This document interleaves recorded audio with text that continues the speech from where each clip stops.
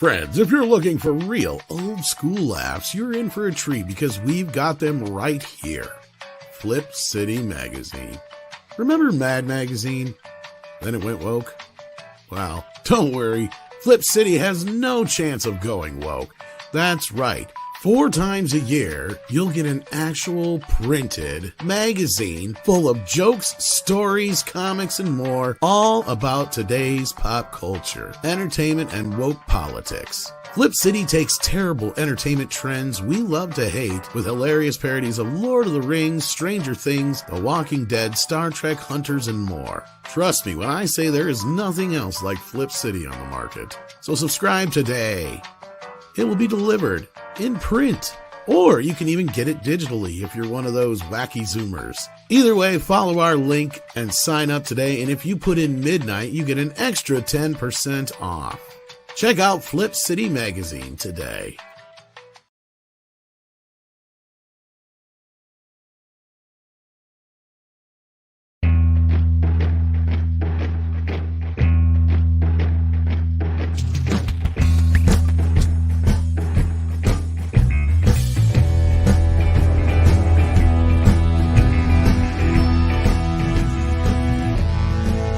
Good morning. It is the 3rd of January, the 3rd day of the year.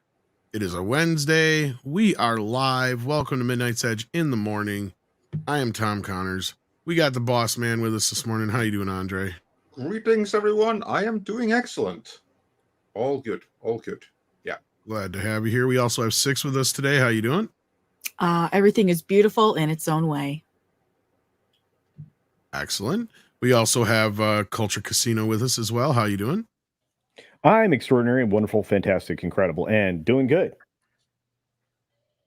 Glad to have you here. We also have Script Doctor coming in from the north. How you doing? Staying warm. Staying warm. Glad to be here, guys. Indeed. We also have with us Jonas J. Campbell. How you doing?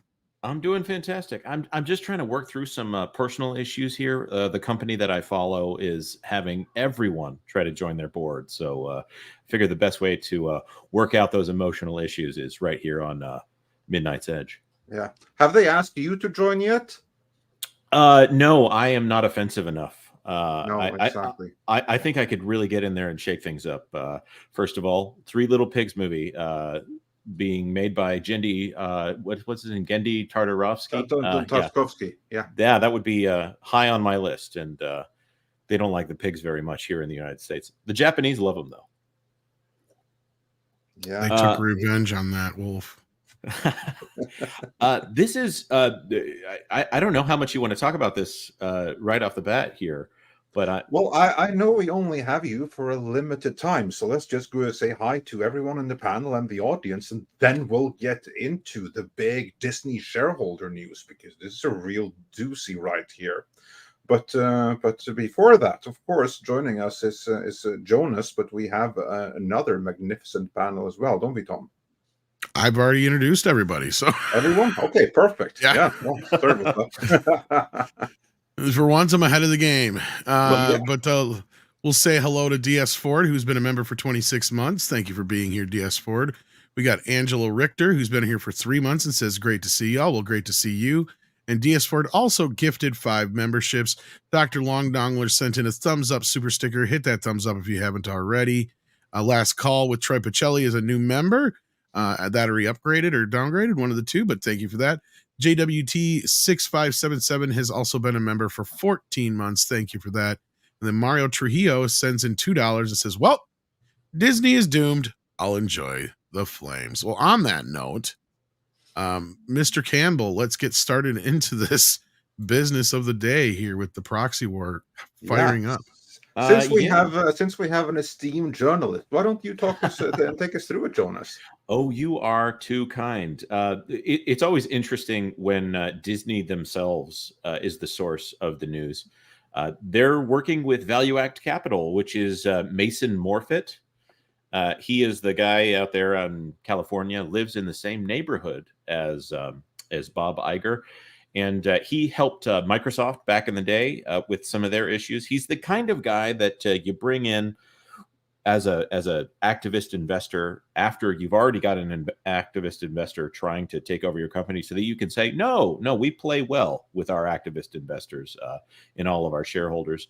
So this morning there was actually maybe I should just bring it up on the screen here, an announcement from the Walt Disney Company that they're going to be directly working with the investment firm. This one, Value Act, which that's a great name right there. Reminds me of Walmart. If you wanted to go shop for a discount, billionaire there, they enter into an information sharing arrangement to facilitate strategic consultation during the company's transformation. So they'd like to say that they're having more transformation. I don't see transformation on the docket this year. I would have thought that's something they were working on the last year, but I heard their medical coverage covers it now, though. Oh, that's thank you, Tom. That is perfect. And I would also say I just love it when financial corporations has terms like value in their name. You know, that kind of like reminds me when nations have democratic in the name. It just kind of like tells you everything. That's that's on the nose as well. Speaking of affirmations and all of those things, we're in a time of double speak, aren't we? Look at that list right there: Spotify, New York Times, 21st Century Fox, Nintendo, Microsoft. Heavy emphasis on Microsoft, Adobe, and Salesforce. These guys have their fingers in a lot of pies here, but specifically Microsoft. Mason Morfitt, when he left the board of Microsoft, do you know who got his seat? It was Hugh Johnston, the current CFO of the Walt Disney Company. I think that he's still on the Microsoft board, if I'm not mistaken. So these are additional ties between the Walt Disney Company and Microsoft. Yeah, no camaraderie there at all. Right. And then, of course, not long after that, this interesting news comes up here. A statement from the Walt Disney Company saying that Blackwell's Capital, LLC, with its affiliates, say they want to name 3 board seats here. And I've been looking into Jason Ayantabi. He's been related to our news recently. Ancora Holdings came out in favor of Nelson Peltz and Peltz's board issues here. And in their statements to Walt Disney Company shareholders, they came after Blackwell's for starting a proxy or threatening a proxy fight with Peltz over Wendy's, which I got to say, Wendy's pretty well run. And that's probably one that Peltz is more interested in running well than anything out there. Anyways, Ancora comes in and says, "You're not running Wendy's well. We're going to start a proxy fight." Sorry, Blackwell said that. And Ancora comes in and says, "This is obviously you guys just posturing here to try to make Bob Iger look good." So now we have yet another statement from the Walt Disney Company here saying Disney has an experienced, diverse, and high qualified board that is focused on long-term performance of the company, strategic growth initiatives. Yeah, again, going back to diversity here, but they're not going for 2 seats. They're going for 3 seats. And at least one of them is a media executive. I'm, again, still going through my notes here as I try to figure out everything that's going on with Blackwell's. Let's see, Shell, who is from NBC Universal and Warner Brothers Discovery, Hatkoff, which has experience in real estate, and Sullivan, venture capitalist and technology expert. These are all, I think, long-term executives. I wouldn't say that they don't belong on the Disney board. So this fight is getting a lot more interesting than when it was Bob Iger keeps complete control of the board and no one else gets to play with his ball. So in culture, do you want to share what we just talked about on the phone as far as Blackwell's and Ancora? I mean, Blackwell's and Blackwell's is interesting. I mean, Ancora has spoke specifically about Anatabi being a green mailer. Amongst other things. It looks like these 2 entities are these hedge funds that are equally aligned in what they're trying to accomplish, so that they can continue to use Disney for their own means. And of course, their own means is not for entertainment purposes or for building the brand. It's for getting their messaging out. And what's interesting is, if you know anything about Mason Morfitt, He's actually married to Jordana Brewster. Yes, he is.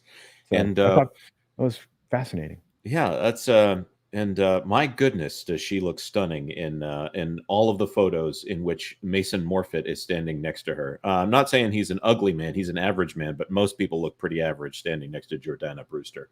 True. Must be nice to control billions of dollars. Now, there is one other thing I'll add here. I'm still researching the nature of Jason Antabi's, and I don't know how to pronounce that. It's a complicated name.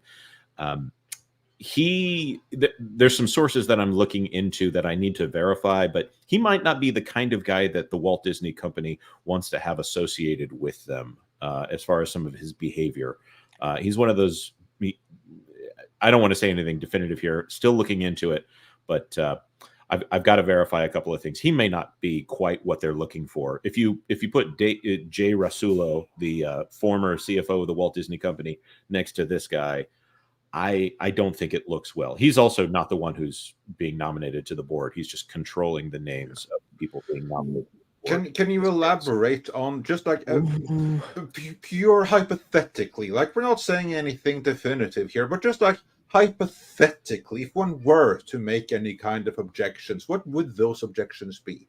Well, just some bad behavior, maybe drinking liquor Bad out of behavior towards women, or to whom? Well, some party behavior, and then some disagreement with a hotel chain that maybe a competitor started looking into who he frequented this hotel with, and whether or not he was married to those people, and maybe some footage of him with some party behavior that would be a little too spicy for that Park Place to cover. But drinking illicit beverages, not too spicy for us, from places that he probably shouldn't if he's not married to that woman in public. I see.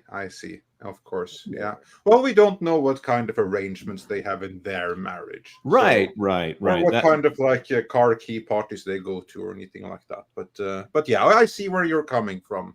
I can see why you would think that for a company like Disney, these aren't ideal situation, but again, these aren't ideal times for Bob Iger now, is it? No, he's in danger of losing the intellectual rights to the name Walt Disney, which I keep saying this over and over again recently. It's not that he is the heir to Walt Disney. He's the guy who owns the current rights to the intellectual property that is his name. I don't even know that he personally owns it. It's just controls it. Yeah. Abuses it and uses it in order to sell more crap. So yeah. Well, I also think it's interesting that he seems to have very close ties to the federal government. So, in fact, both of these hedge fund capital companies do. And then, are we talking about Iger? Or are we talking about Aintabi? Or are we talking Aintabi and Moffat both have some interesting connections too. And again, you have multiple layers of companies here that are like essentially DBAs or shells, whatever you want to call them. It's very strange. I'm looking through their structures right now. Right, because Blackwell's is owned by Vandewater. Yes. Which itself is another private equity firm. So this is fascinating to me that these are private equity companies that are trying to get control of Disney, as opposed to hedge fund managers, which that might be a good thing to have a private equity company if they weren't greenwashers. If we were looking for a for-profit company coming in here to do this, as opposed to what Ancora Holdings has accused them of being green mailers, just trying to get in big with the Washington elite. I thought maybe the culture war might die down a little bit for Disney. I don't know why I thought that, looking at this, but now we have an election year coming up. We've got all these accusations coming out in the trades that say that Disney used to be racist, and now all the people that are working there now are working hard to keep it from being racist. We contemplated this year making a pivot to say maybe we want to talk about some things other than Disney. I don't think that's going to happen. I think that we are going to have our hands full this year, just talking about all of this mess? I think this is going to be the single most interesting year in Disney history. And you have that right now, because we already have Nelson Peltz, who is a direct threat to Iger. And Iger has called in his friends to come to the rescue. And they come, and their connections are extremely interesting, but it's ultimately up to the shareholders. So this year is going to be interesting, and Disney is going to be one of the main battlefronts. Just consider this in the larger, not just cultural landscape, but the entire socio-political landscape, right? Twitter used to be a platform for let's call them the global left, to disseminate their opinion and to share values and everything like that. Modern day Pravda is what I've called them, and that's what we know they are. Thanks to the Twitter files, we know that Twitter used to be modern day Pravda, right? And they lost that. It's gone to Elon Musk. Now, what other major outlets for dissemination of attitudes and what's the word I'm looking for? Social engineering do you have other than Twitter? Because Disney's the biggest brand in the world. Everyone is saying it. I mean, that's what this value company is, even a value act. I mean, that's what even they say in their statement. They don't really say anything about how they believe in Iger and his board. They really just talk about how important Disney is, and they don't say anything about how badly it has underperformed for years now. Just this company is so amazing. We're so excited. Look forward to creating more opportunities with Iger. So presumably they think everything is okay, but not in terms of money, but in terms of something else. So I think that this year is going to be interesting for many reasons. This is going to be a year of change, for better or worse. And Disney is one of the battlegrounds.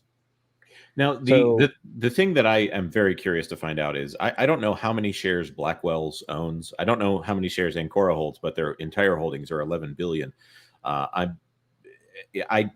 also don't know exactly what the figure is for Value Act, but with not that many shares, Disney is bringing them in just in the same way that they brought in Third Point, which is Dan Loeb's company, as an activist investor and gave him a seat. That one, I think, is Christine Everson. I always get that name wrong. But Disney has shown that they're willing to play ball with people who agree with them ideologically. And of course, that is the problem, because they need to expand their worldview here and have actual diversity of thought. Yeah, and Tobby said publicly that he wants Peltz to end his peacocking so that Disney can focus on its bright future and not be dragged backward in time. That's a fancy way of saying we want them to move forward with this political ideology and professing this neo-Marxist messaging forever. We don't want them to go back to their family brand roots. That's exactly right. That's exactly what that means. And that's obviously what they're doing here. This is all about the messaging.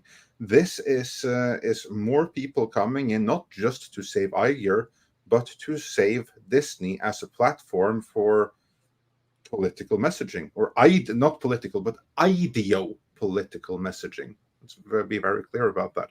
And behind the scenes, we have someone ideo-politically from Canada joining us. Oh boy. Hey, Paul. Hello. Welcome, Happy fellow New Year, Paul. Stalinists.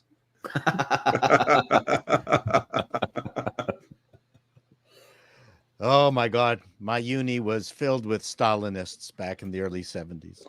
Yeah, and now they're all in the Canadian government, aren't they? Yes, that's right. Putting special women's products in men's washrooms. Hello, everyone. Thanks for letting me join you. Looks like you're having fun. Well, I don't know if fun is the word to describe it, but I do believe that Disney will be a source of loads of intriguing discussion in the year to come. And it's only January 3rd, and we already have basically Team Iger Strikes Back. Have you had time to read up on the news so far? No, I haven't. I was busy making a video on how to fix Disney. I found the solution.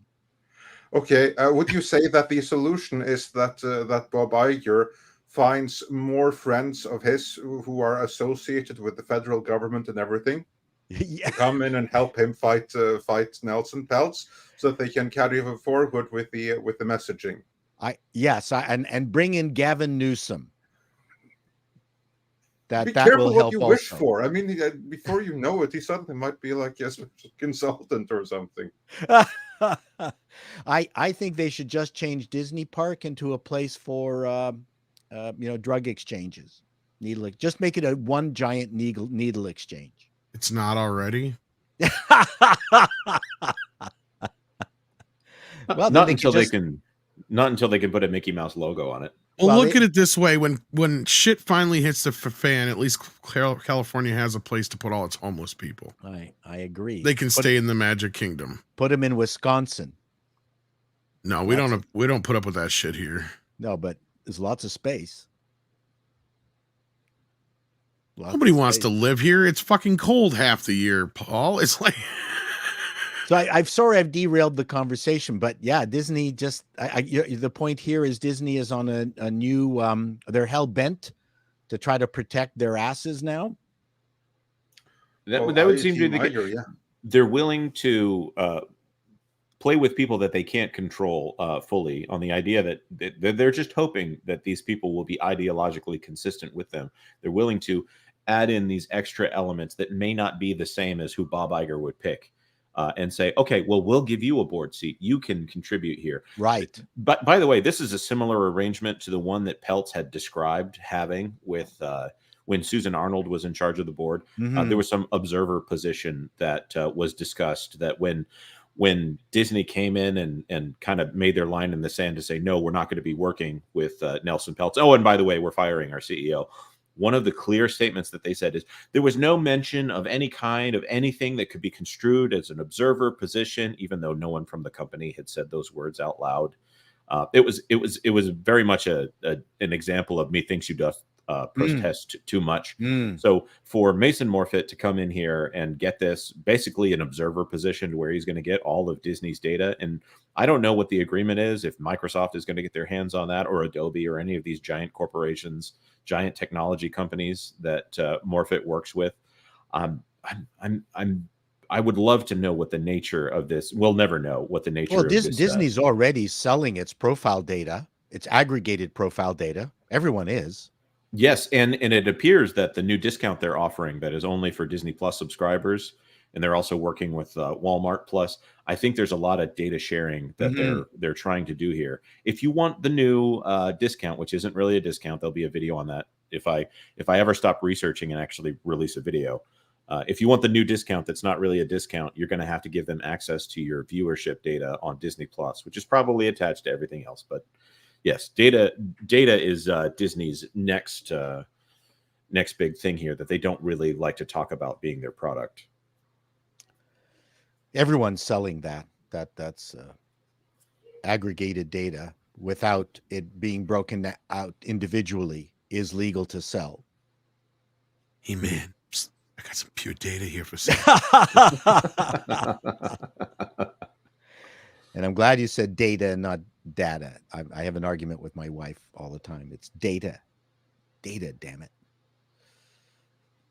Yeah, so this is an interesting move, isn't it, Jonas? I don't know how much more time we got for you on the show here, but is there any other revelations from the last few days from Disney that we should know about, or the impact that this may have? I mean, the thing that I thought we were going to be talking about is Steamboat Willie and the fallout from that, which is yet to be forthcoming. All of that, obviously, YouTube does not play nice when. I warned people about this, and it appears to be what I was kind of saying. Like, first of all, they may not own the copyright anymore on the Steamboat Willie, but they sure do own the scan that they made. Good luck trying to find another print of it somewhere to scan in the meantime. I think the problem is that when people are using Steamboat Willie, it sounds like a porn movie. That doesn't help. That's I think is the issue.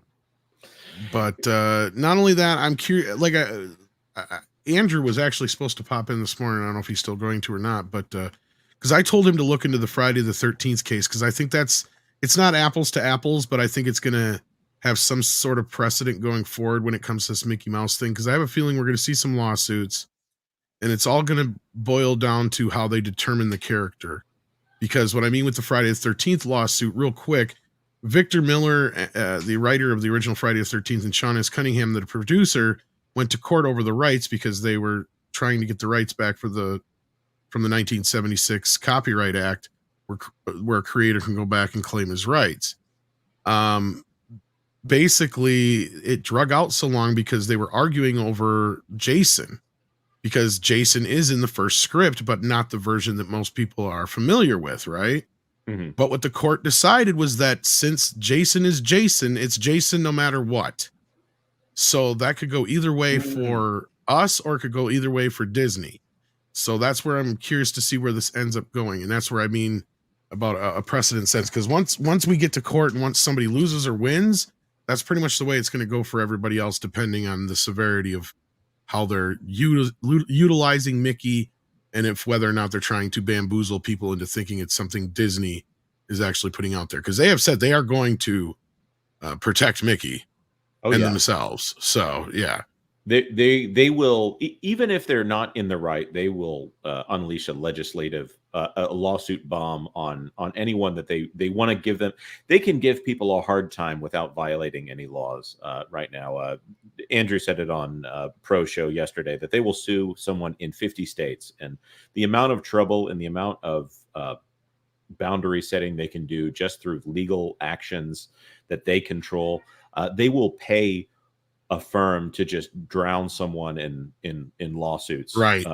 Rather than and tie them up for so many years that it's not financially worth it to go after Mickey Mouse. There is a precedent, a corporate precedent, that if you do not actively protect your brand, then you're liable to lose it.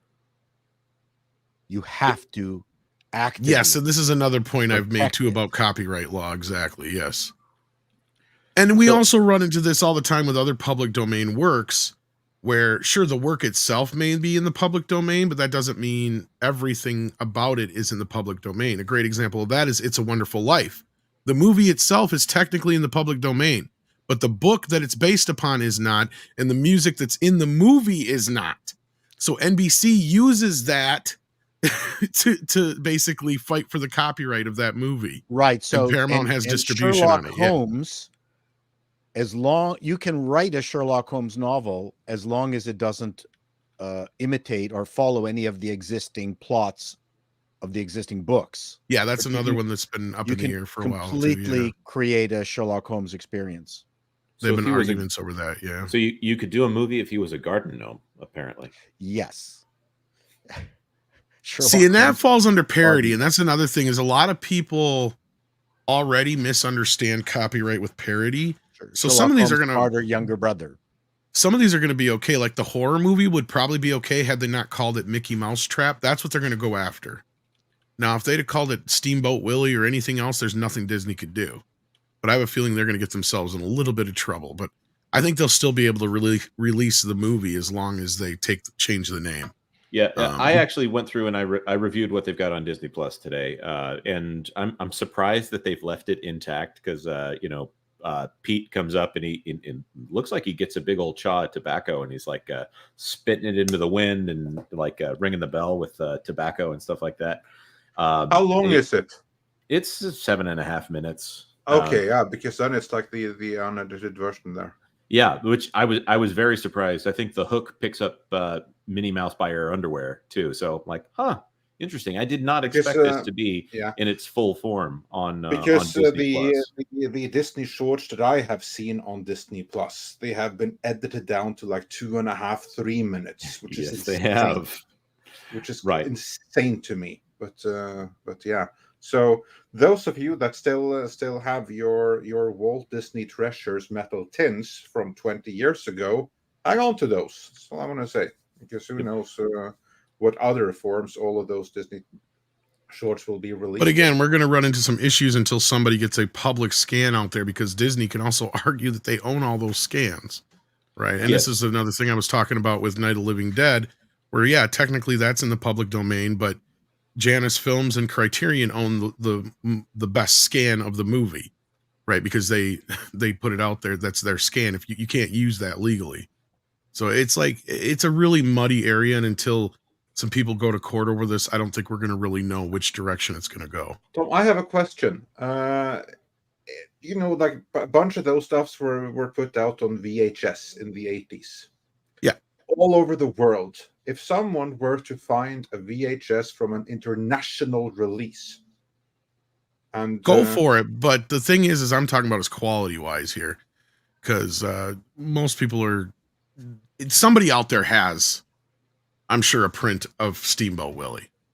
Like, considering the fans have gotten, it had to be Star distributed Wars to theaters at some point. Exactly. And somebody owns it in their private collection somewhere, just like the Star Wars films have been getting scanned by fans, just like Song of the South. Look, if somebody has Song of the South, then I guarantee you somebody's got Steamboat Willie.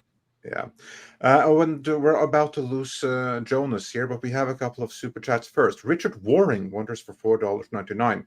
Could the Disney board be trying to keep people off the board because the books are as bad as Reader Creek's books and they need to keep them covered up? That is a very good point. I say that is a very likely possibility.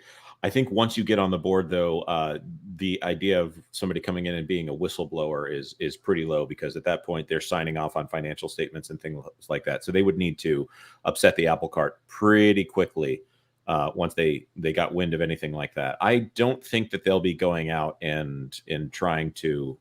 I don't think a board-based whistleblower is likely, because at that point especially with Peltz, so much of the company's financial future is tied up in the value of those shares that he holds and Perlmutter holds. So oddly enough, from that standpoint, the people who are currently on the board, who own collectively less than $15 million worth of shares, would be the most incentivized to do something like that, but the least because of their ties to Iger. Yeah, there you go. Very, very good point. And then we also have the Funny Hatter says for $2, when the hell is Nelson Peltz going to kick out Iger? But it's not so easy, though, is it? Do you think that Peltz even will be able to do this now, with Iger really fortifying his position, getting all of these other federal adjacent companies to come in to his rescue? That's a really good question. I think that Iger and Peltz, so Peltz still wants to look like he's playing ball. And this idea of bringing in Jay Rasulo, obviously that fights the idea. Anyone who doesn't like Iger is going to be incentivized to like Jay Rasulo coming in, because it's a little bit of a culture clash there, but it's still in some ways an internal culture clash to try to bring Disney back to what it once was. I think that Peltz wants to be looked down as a person that can come into a company and fix it, because this is not the last company that he's going to be doing a proxy fight with. So he doesn't want to come in and be known as the destroyer of worlds. So Iger has said that he is going to leave in 2026. I don't believe that is going to happen, but there is a mechanism in place in which Iger leaves. And no matter how it happens, they're going to say that, oh, this was all part of the plan, folks. So yes, it will happen. And if he ever leaves, short of just dying in the chair, it's going to happen by the ways that they have already described. I wouldn't be surprised to see him get another extension here within the next 12 months, though. And I believe Dr. Christine Gay is going to be writing Iger's goodbye speech. It's going to be completely original. You know, I love it. One of the quotes from her exit speech was something like, "And in the end, the love you take is equal to the love you make," and it was just so inspiring. What? Oh, there was plagiarism detected in her "see you later" message. If that's what you guys are both joking about, that was fun. Yes. Well, I mean, the audience may not know. When she started "Goodbye, Norma Jean," we knew something was up, like you said, Jonas. Beautiful. Beautiful. It was the part where it was Inagata de Vida. That's where she lost the crowd. They weren't sure what was. Oh, and then AP comes out with an article saying the white supremacist next tool, plagiarism. I saw that. I'm like, are you fucking kidding me right now? I just fired a message off on that one. That was fun. Do you know what everyone is fearful at Harvard right now? Is every professor now having their stuff being gone through to find out the volume of black, white, beige, indifferent individuals who have plagiarized. Mhm. This Good, should do be their it. biggest fear. I don't know why Do they're it. freaking out. You can still be president. It's true. Well, I mean, with all the hell that they put, Does everybody their forget that- students through. That Biden's been caught plagiarizing shit like 500 times now. yeah, but every an politician. entire speech on Yeah, several well, I mean, occasions. forget about politicians. I mean, that's, Yeah, who well, cares? according to the leftists, that never happened. So yeah, but we have one more super chat on screen here. JWT6577 says for $5, it always works out when a fading entity hands power to uncontrollable entities to maintain their grip on power, just as the Romans. Yeah, indeed. This might Well not said. Mercenaries. work out too Romans well. handed everything over to the mercenaries. Well, thank you very much for having me on. I need to you for go being pick here. up my dog, and he's always terrified when he comes back from the groomers, as if he's been Yeah. punished. And he's like, "Oh, you're Yeah. back! I thought you were going to leave me." And then I got to go research all of this. Indeed, and then maybe there will be more on that Park Places live show, won't it? Where and when can people find that? Perchance? Well, thank you very much for reminding me to plug my own stuff. Yes, noon tomorrow, Eastern time, same time as Midnight's Edge, but on a Thursday. So we're going to have the show tomorrow. Lorena Creole will be there. I believe Carolyn will be joining us. Culture Casino will be there. And our own Vash Guy. If you guys haven't gotten to know Vash, he's a little ray of sunshine over there covering theme parks. He is. He So is. I've heard them. we'd love to have you have all of you wonderful Midnight's Edgers over there. Look forward to it. Y'all have a great day and a pleasant tomorrow, and we'll all try to figure out what in the world is going on in the boardroom of the Disney company. See you around. There's a Fantastic. great All right, thanks for joining us. Mr. Jonas. tomorrow. Jonas Campbell. All right. All yeah, right. and, So let's get back into some of these super chats here. What we got going? We got Amanda Woodard, who has become a member. Thank you so much. and welcome. Zing Zing Sting sends in a Canadian $6.99 and says, I can confirm, Paul, in my government job, they put tampons in the men's boy. washroom, so naturally the guys chucked the box under the sink. Take those things home to your wife. Those Right? are expensive. And they're You get some great. bonus points The that way. government has stipulated that you cannot take them home for personal use. Well, here's the wonderful What? thing. I'd So, like I to- mean, you got to take it out You have before to you leave, use or it what? while I you're would, I there. would love to see them police that, by the way. But gentlemen, I think you're missing the point. They're wonderful for nosebleeds. I agree. So, if you ever And if you're going into the server room and trying to cut down the noise. oh, that works too. Yeah, wonderful, I wonderful guess. earplugs. Or Henry- if you have an overly flatulent cube partner in the bullpen, you can stuff them in your nose. Also, if you want to test the theory, if tampons really do plug toilets, then there's some nearby do. fine They do. Canadian government toilets to test that theory out. Anybody who has a 3-year-old knows that's a fact. Henry K sends in $4.99 and says, Disney, a magic place to get your COVID shot. Oh, well, I think, do you still have to have your COVID shot to get in? I don't Well, know. I think that you may have to have that before you get into the premises. At least Is There it- was a that's- rumor. That is That- still at Disney World. You can't go in unless you have a COVID shot. Yeah, yes, there was at the time. And the chat's correct. Also, they're great for hollow point wound care. What are you going to say, 6? Saying, if you work in a government office, it's gonna, theoretically, especially the post office. I mean, was that too dark? That seems very too dark. Might have been a little. I don't dark. know. 6 was about to tell us a rumor, though. Oh, sorry. A new adult parody. I'm sorry, Cleveland's I don't remember. Steamboat Willie. Something about shots at the park. I don't know. Probably. Anyway, Alec Baldwin's trigger finger is here and sends in $2 and says, new adult parody, Cleveland Steamboat Willie. Oh, probably already is one. Waddle Dee's Nuts has been a member for 10 months and says, as an aside, do you think Disney will let Song of the South go to the public domain? Would they try to retain ownership or just let it go? Well, they ain't going to have no choice at some point. In the next few years, a lot of things are going to be in the public. Like, that's the funny thing is Mickey has technically been in the public domain. This Steamboat Willie is just the first sound cartoon. As Andre pointed out, there's like 2 other Mickey Mouse cartoons before that, right? Yeah, there are.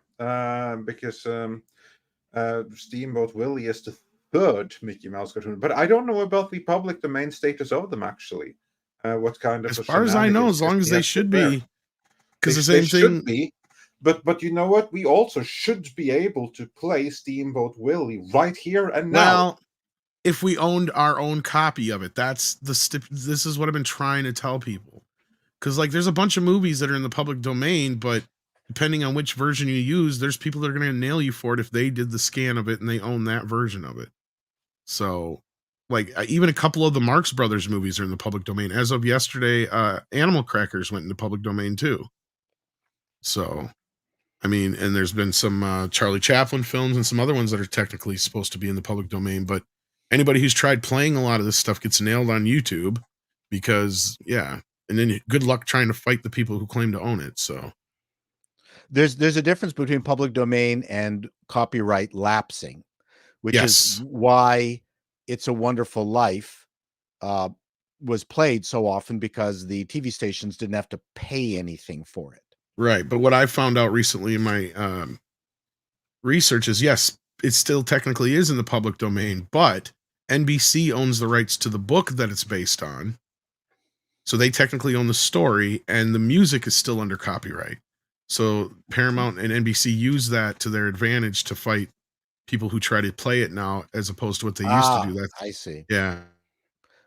But the thing so is, there's just little things you got to. Yeah, but then again, if the stations didn't play it for free, it wouldn't have become so popular.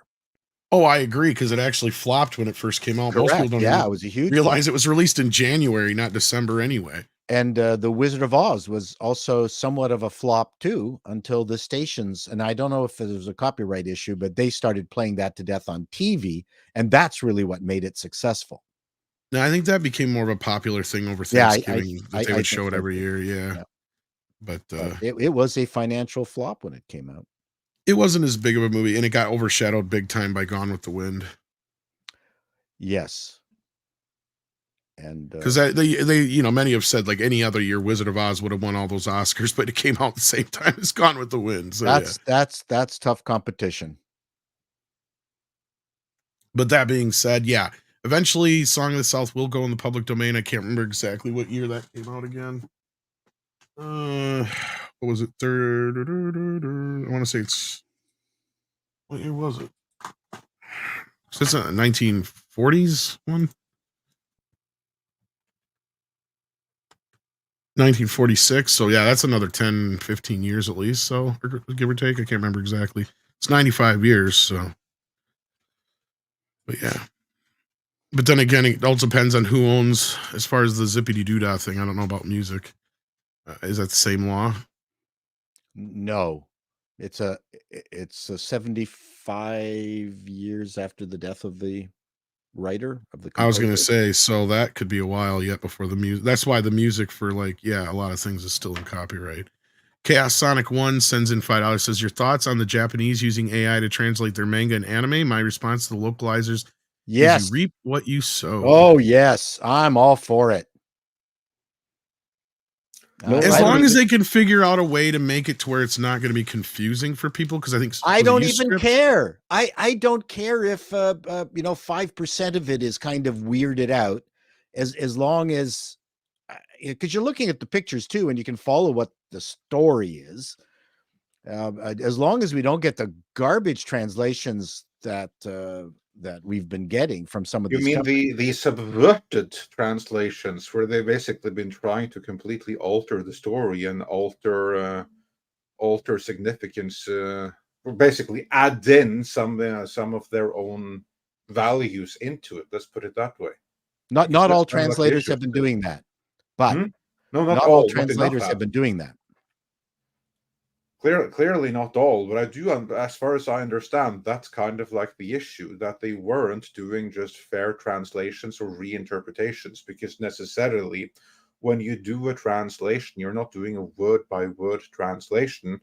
Oh, You no. have to do some level of reinterpretation along the way in order just to create like sentences that you follow, whether in subtitles or in dubbing, there has to be some level of just reinterpretation in order to create like sentences that have like correct syntax and everything like that, and that capture the same meaning as in the original language, which typically is built in a very different way. But that wasn't the issue, that they were doing that. It was that they were, at least some of the studios doing localizations, were adding in some of their own values into the translations. At least that is my understanding. Was that not the issue? Yeah. Yeah. They were putting intersectional content in and changing stuff that passed muster in Japan, but they decided was offensive to their following.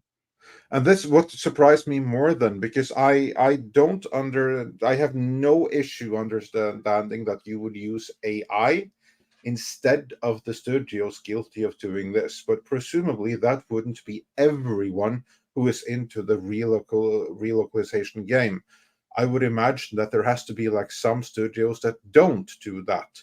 And what I think would have been far better then is simply to ditch every single one of the studios that do inject their values into the localization. Ditch them, all of them, and shift all of the gigs over to the ones that don't. I just think that would have been like a far more powerful message. I don't think the Japanese knew what was happening. I don't think the studios really knew. I mean, if you've dealt with any Japanese companies, you could literally get a company with no one speaking English at all.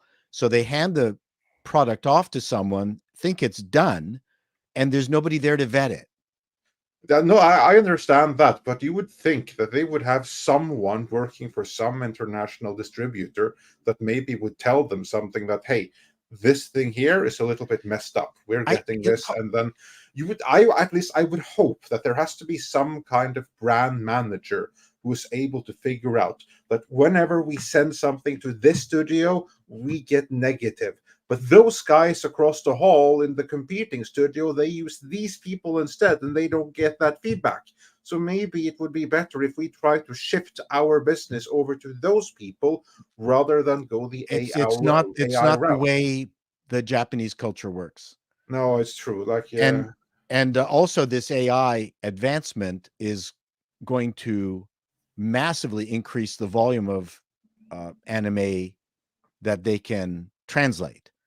It usually takes an awful long time, and also Crunchyroll has had a reputation for paying diddly squat for anime for the translations too. So their translations were crap, not because of intersectionalism. It's just because they were crap translations, and people were fed up with Crunchyroll's translations. But Crunchyroll was doing it when the studios that owned the rights to those animes weren't bothering to do it. So they had, that was one of the brand advantages Crunchyroll has. But with AI, they're going to be able to go back to all these classic animes that they never bothered to translate. There's going to be a huge volume of interesting stuff now coming out because of this. I think is what's interesting. Oh, in that case, I'm all for it. No, I'm all for it. Yeah, well, fantastic. Well, so for those of you that did deem fit to inject your values into it, you just ruined the industry for everyone. Yep. Then. That's what you did. Yeah. They won't care. No, that's the horrible thing. I know that I've seen like some people that think like, oh, now they're going to feel really bad because they ruined it for everyone. It didn't work. They don't care. These people are out to destroy. I just saw a couple of women who have now lost control of two comic books that they were writing and illustrating. They got fired, and the first thing they did was go on some GoFundMe and weep about it and tell everyone to just give them money. I mean, that's a weird world we live in. Is this Max Visagio and that other dude, or is someone else? No, it's two women. I can't remember. I just went through it quickly. Okay, yeah, no, because I know that that she also went like e-begging, because she even has like E-begging, that's what it is. Yeah. And these are industry pros that you would think wouldn't need to do that, but kind of like the one who was working on Zack Snyder's comic book. Yeah, that's the one, Max Visaccio, like one of Yeah. the premier Whisper Network people and one of the premier cancel pigs out there. Hit up Daddy Snyder for some money Yeah. there, why don't you? Yeah, stand at his doorway. Yeah, for all we Where's know, my money? Anyway, let's keep rolling here. We got Ken Riegard, who sends in $2, says maybe Norman's mom can visit Iger in the office shower. Oh my. Oh boy. Bobby. Are you washing behind your ears? Yeah, that's all he needs. Then we got Coffee Tastes Like Shit with 14 South African rands. It says, if proxy war fails, does Peltz dump all his stock? That's a good question. Andre, I think you're the closest to our financial I don't think that he's going to dump it. I don't think that he's going to dump it in protest. He is too smart to do that, because if he were to just dump it, what would happen then is that depending on the share price at that time, he actually may take a loss on it, and then the whole endeavor will have been for nothing. He will have lost in public, and he will. He would also have lost money on it, not just for himself, but for his company. So he's not going to do that. I think that if he doesn't get on the board this time, I don't think it's over just yet. I don't think he's going to give up. I don't think he's going to take it that easy. I think he's going to regroup, maybe give it more time, and then try again or something. He's certainly not just going to dump it. The only way he's going to do that is if the share price rises to a level where he actually profits from it. Then he might dump it after that, or he might offer to sell his shares to one of those people for the right price. But he's not going to dump it because he feels sad and defeated. That's not how this works. He's gonna maximize the revenue of those shares one way or the other. Culture, anything to say to that? Or yeah, no, he's not going to run with his tail between his legs, but he will stick around and inflict more punishment. So, isn't it nice to have that kind of wealth to be able to go, I lost $1 billion on that. Let's move on. Yeah, but it's not his personal money, though. Yeah, that's like the thing. He hasn't lost $1 billion until he realizes the loss. Personally. Yeah.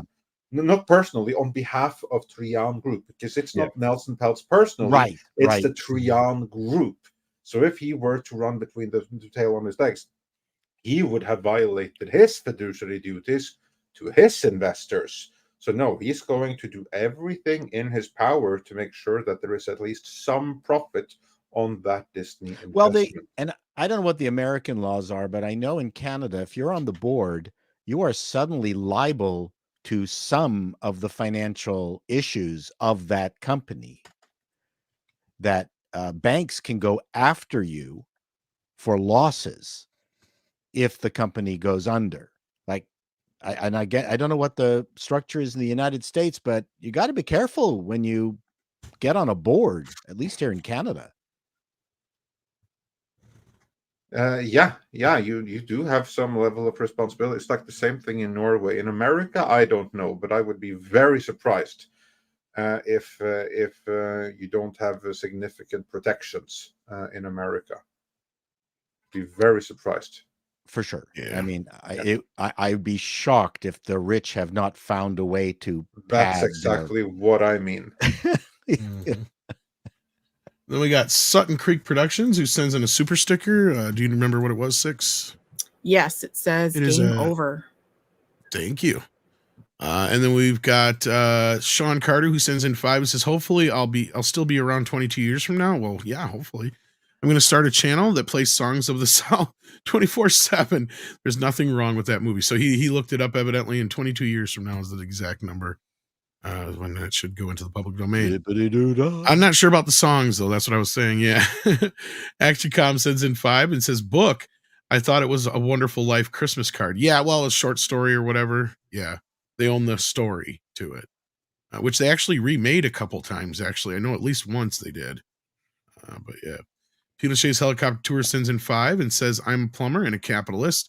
Please practice job security for plumbers. Place feminine products in the urinals. Use the applicator for hygiene. This is probably not a good thing to tell people, Pinochet. No. I know you're trying to. I mean, that's wonderful, especially government. Somebody might buildings. sue. No. Government buildings. I mean, come on. I mean, we want them to spend some of the $30-some trillion that we're in debt now here in the States. So spend it on American service workers. Well, that I'm not all going to for it. disagree with, but I mean, don't do this at your home, kids.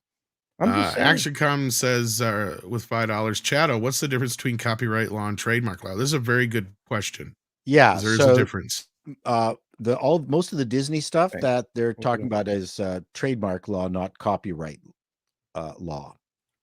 And copyright is not associated necessarily with the brand. So there's a name for image, your image protection. So Right. yeah, there's But the problem is here is that there's a lot of law. Disney has trademarked Mickey as one of their trademarks. So that's also something that makes it So copyright, so you can protect a method.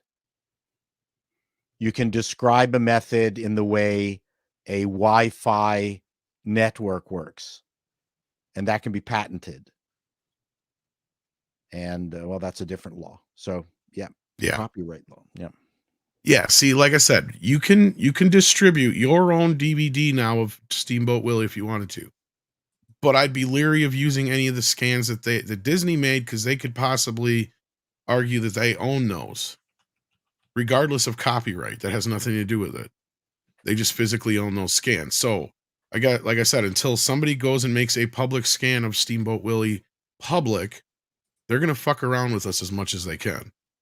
So this is why I don't think they really fought so much, because they knew they weren't going to have such a hard time coming after people. But we'll see here. Abdulio sends in $5, says they are not simply just using AI translations. They have inhuman editors as well, cutting off the Western localizers due to their tampering. See, this I understand, and this is what I think Andre and we were talking about the other day, about the whole idea of, you still have to have somebody there to be able to translate the translation, basically, to kind of figure out what it is that, because just direct translations are not always going to make sense to everybody. Yeah. But yeah, you still have to have a human factor in there, probably. Yeah.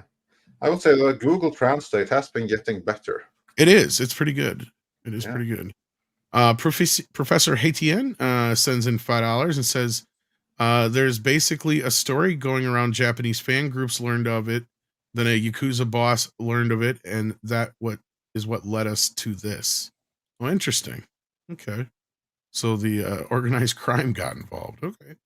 Space Dave. I wouldn't be too surprised. I mean, as far as I'm aware, like, I don't know too much about like Japanese stuff, but as far as I'm aware, many of the Yakuzas are like semi-officially sanctioned. So Space Dave 2000 sends in 2 Canadian and says, how many Disney execs will be on the list? Well, I don't know. I know the list you're referring to. Yes, we all know the list. Yeah. I'm more worried about the 3 names that are being blocked. Hoppers. I was going to say, I'm more curious about the names, why the names on the 3 that are being blocked. Well, they probably need to protect their assets and stuff. Because one's probably in office now. Let's see what other. Never mind. I'm not going to go too deep. Anyway, thank you for that, Space Dave. And then we got Zephyr, who's been a member for 26 months. Thank you for that. Chaos Sonic 1 sends in 5 and says the Japanese only now learned about this. Now Andre basically, Asmongold got the Japanese people talking about it. Now then it is too late after years. the beauty is that, again, as Chato said, if they go back and they redo it with AI, then you can re-release loads of stuff again. I think that would be, I mean, if I was big into manga, I'd get it again with like new releases. Like, for instance, I recently got like the 4K of Street Fighter, and it has like 4 different set of subtitles and 3 English dubs on it or something. It's awesome because it's like every one that's been released so far. I mean, if you were to do that again and now add an AI that you can use to control all of the others, I see only an upside in doing this now. Like, Yeah.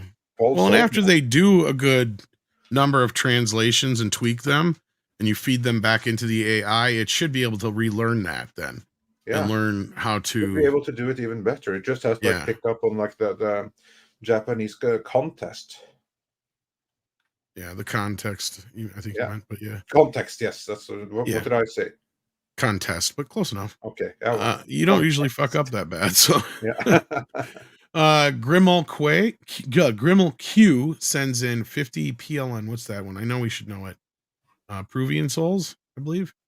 Supposedly it's an anti-piracy fans translation move. AI will speed up official translations enough to allow simulcasting manga anime in Japan and West, incentivize legit distribution. Yeah, that's another plus side of that. See, this is something Polish zloty.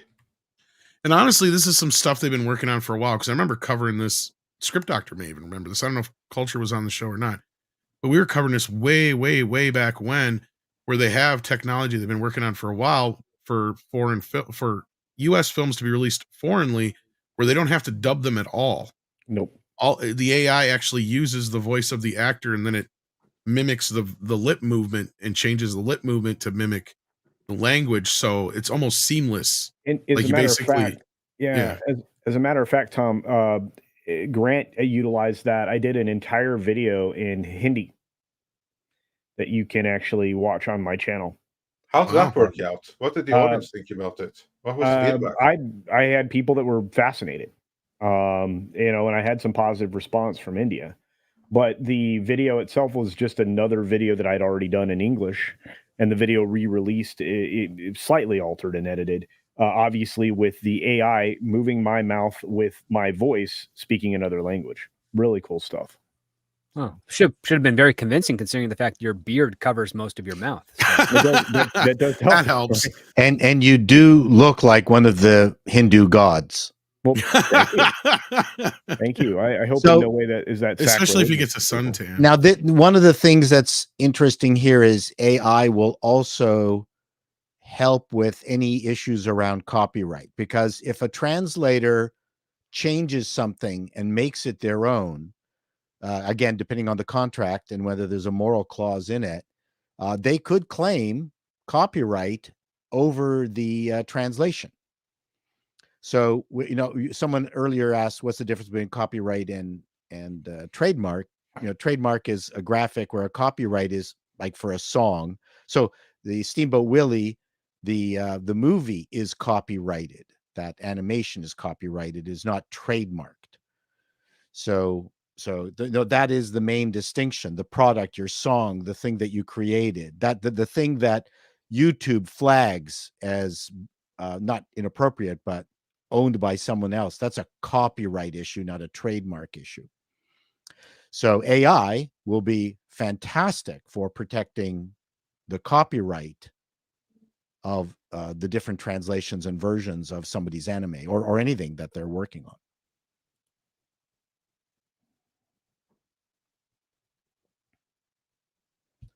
That left everyone quiet. No, you're fine. I got the siren going on in the background here. It was so astounding what I just said. It was. It left me floored. Marks of 11.7b sends in 499 and says, localizers have on more than one occasion caused publishers to recall and reprint products they lost money on and never they lost money on that and never forgot about it. Yeah, that's another thing I'm sure that could cause. And all they're doing is putting themselves out of fucking work, basically. No, I have heard of that, and there's an awful lot of publishers without a lot of money that went out and got it done, and then they're just never going to recover. what they spent on that, and they're not going to get a refund from these assholes. Yeah, There no. you go. Why would they do that? Then Batman's here and sends in $2. Says, like, what happened to Bell North? You're talking about Northern Telecom, our company. What's he I referring? think we're moving back into Disney stuff again. Oh, I Would that have don't been a know what happened to takeover? Bell North. I was trying to think. I'm trying to remember. is he talking about Belle from the that Disney movie with the No, I don't think so.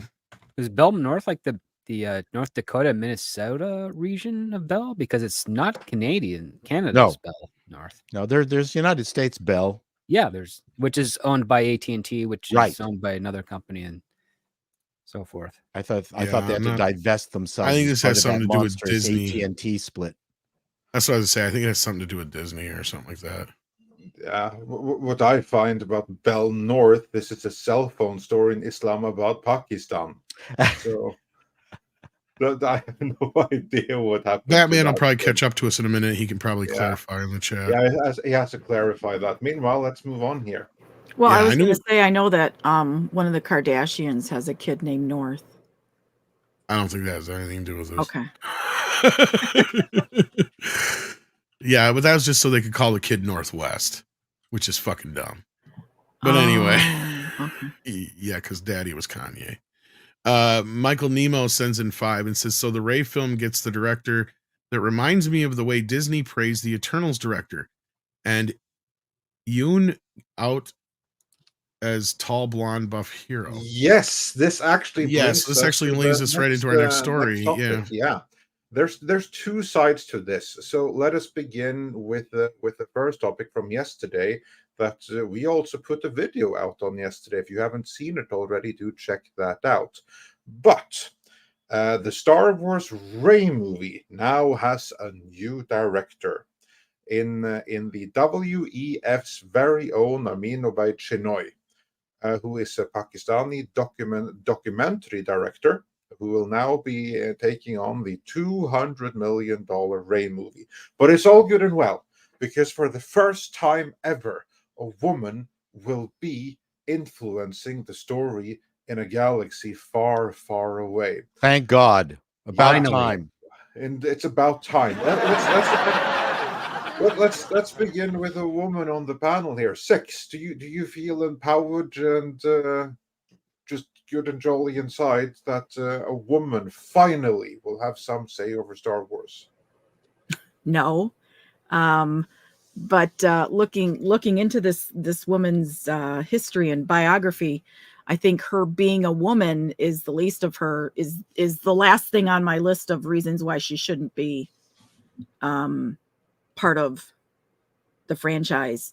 Her life and career has been devoted to documentaries and exposing the gender inequality that is going on in Pakistan, I believe, where she's from. And Pakistan is like bottom of the list as far as equal rights. So kudos to her for doing that, for exposing that and trying to change things in that country.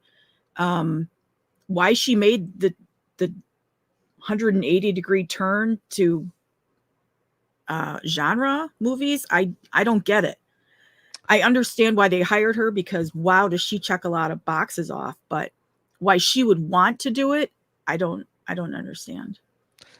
She says that she gets joy out of making one uncomfortable. Right. That's the video that I just flagged you guys with.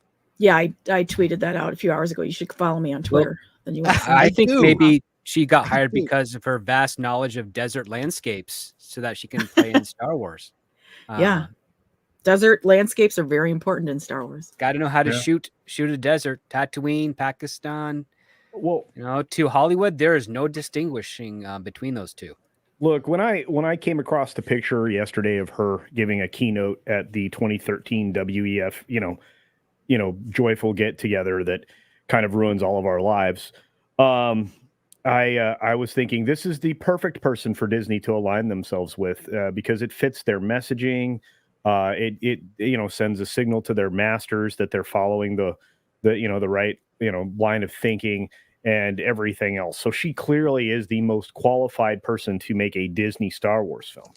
There's no argument there. But her speech is patently offensive. If you listen to her tone, yes, she comes from an insanely misogynistic culture. Okay. And she lives in Toronto. Thank Christ. And yeah, her fight has been legitimate, but she's in the speech, she's doing this transference that Pakistani men and North American men are pretty much exactly the same. That's the issue here. That's the issue. Yeah. So, I mean, she can bite it. Like, what an unbelievably ugly thing to say. And my understanding is that she's no more popular in Pakistan, including among Pakistani women who don't necessarily appreciate her all that much there either.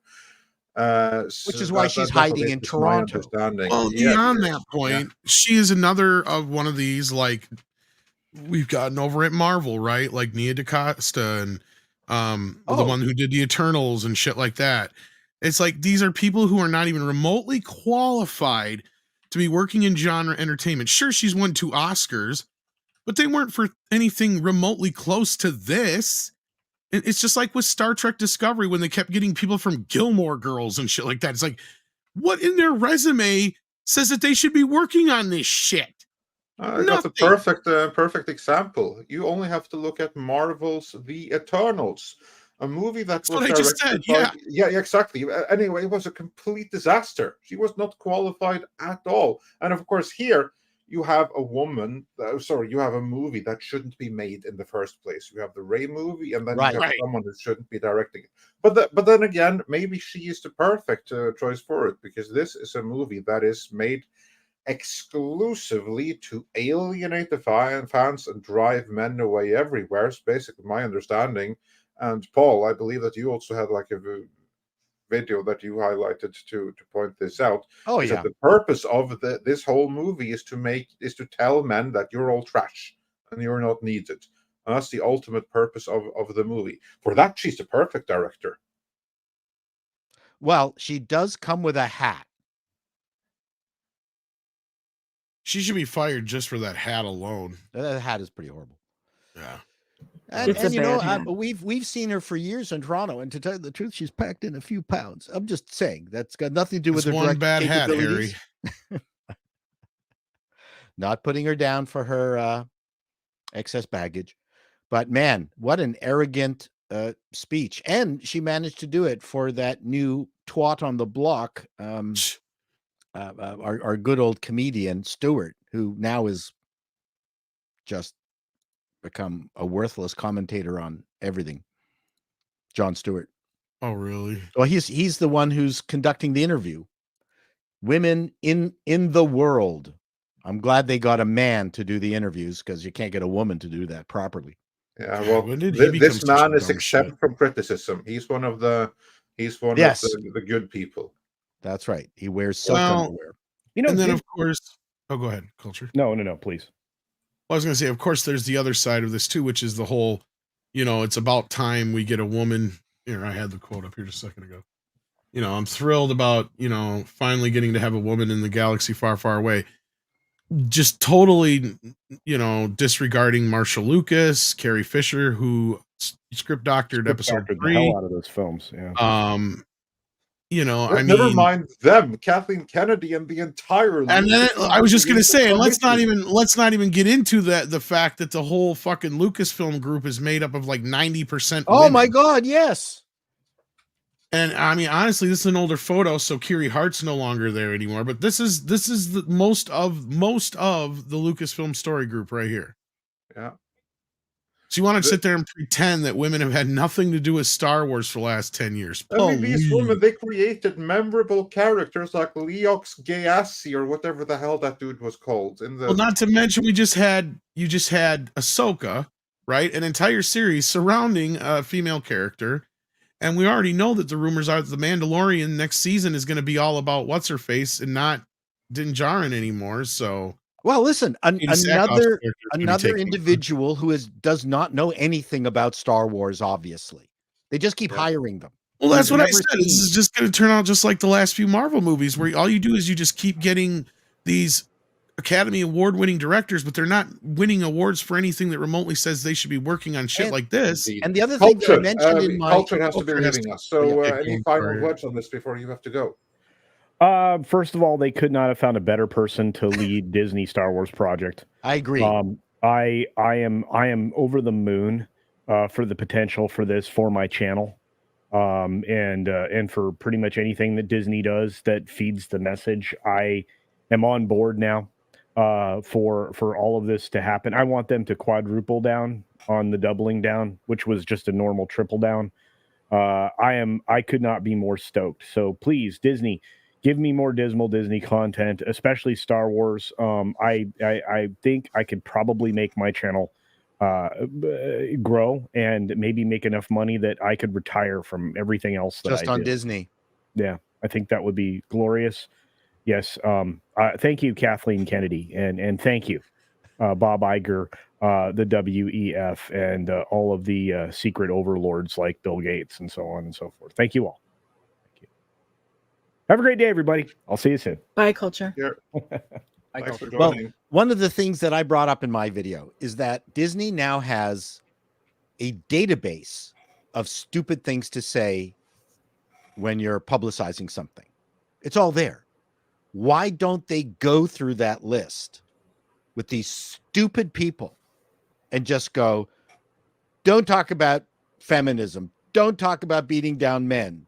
Don't talk about how there aren't any women involved in our shit. Like all this exists already. Just someone go to them and say, please, do not talk about how, some movie is 75 years old and does not fit into the mores of today. Please don't.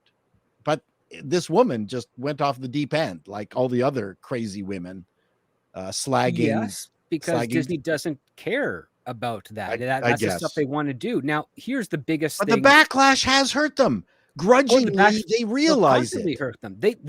Here's the thing that's kind of weird. They operate under the rules that should be successful, but they miss one key point. Now, one of the rules that should be successful is that you want to get fresh eyes to inject something new to your franchise. Sure. However, you need to grab someone that has experience in that genre or something as close to that genre as possible so that you're going to get something authentic in line with what you're trying to achieve. What Disney has been doing and what Marvel has been doing is they're just grabbing someone who's nowhere near orbiting the genre of who they want to get helming some of these films. And because they are treating their series like a television show, they just need a director that's directed something because they are just going to listen to what the producer says and do as what they're told. I don't think for a second that this woman who is going to be directing the Rey movie is going to have any actual agency over what this film is going to end up looking like at the end. I don't know. A lot of this is predetermined for her. Yeah, sorry. Go ahead. It will be a dance sequence. Yeah. Chuggy wang wang wonga wong wong. No, because we know this is the one that Damon Lindelof was working on, and it was pretty much a work for hire for him too. At the end of the day, they told him what to go write. For and got rejected by. Actually. Yeah. But they are telling them what to write. It's not like these people are coming to them going, look, I have this wonderful Star Wars story that I just have to get out. Oh, no, they're coming in. They're like, we want you to direct a Star Wars movie. We want you to direct this Rey movie because this Rey movie has now become the Batwoman of their universe because they have to make it happen. They have to save face. This is the only reason I think Bob Iger's not coming in between this because he knows this is probably a bad idea, but this is his legacy just as much as it is Kathy's. I think that's a big part of the problem that he is probably. I don't know that he thinks it's a bad idea. He probably thinks it's a great idea. I don't know. Well, he put a stop to her shit for a while there, but you could be right too. Not permanently. Yeah, I'm just afraid though because he is every bit as responsible for Rey as Kathleen Kennedy is, and it would be in his best interest to do a last-ditch effort to make Rey work, which obviously isn't going to happen. But I don't I don't understand the lack of modesty. So if I got this job, I I would go, you know what? I'm scared to death of doing this, but I'm really thankful for the opportunity, as opposed to I've done documentaries on how Pakistani men have abused women. I've got all the qualifications necessary for doing a $200 million blockbuster. Thank you very much. Well, I'm these people just are not arrogant understanding. narcissists. They're arrogant narcissists. narcissists. Yeah. Yeah. Yeah. So of course they have no humility. They consider she them. sounds they're like all, a narcissist. They are all besserwissers. I mean, I don't know if that makes sense to anyone else, but that's a German word that we appropriated in Norway. Know-it-alls would be a nice translation of it. That's how she comes across. That think that they know better, that think that they are superior, and they have come to educate us pleb in what is good and what is right. And of course, she knows how to do this because, as you said, she has told of Pakistani men on how horrible they are. So that makes her qualified. Because remember, what is this movie? This is not telling a Star Wars story. Since she has told Pakistani men how horrible she is, she has experience which translates to telling all men how horrible they are, which is the cornerstone of this movie right here. That makes her the perfect candidate for it. She's a finger wagger. Yeah. What I love even better is about the synopsis, where we learn that basically, because what she was talking about, the Jedi Order and all this stuff.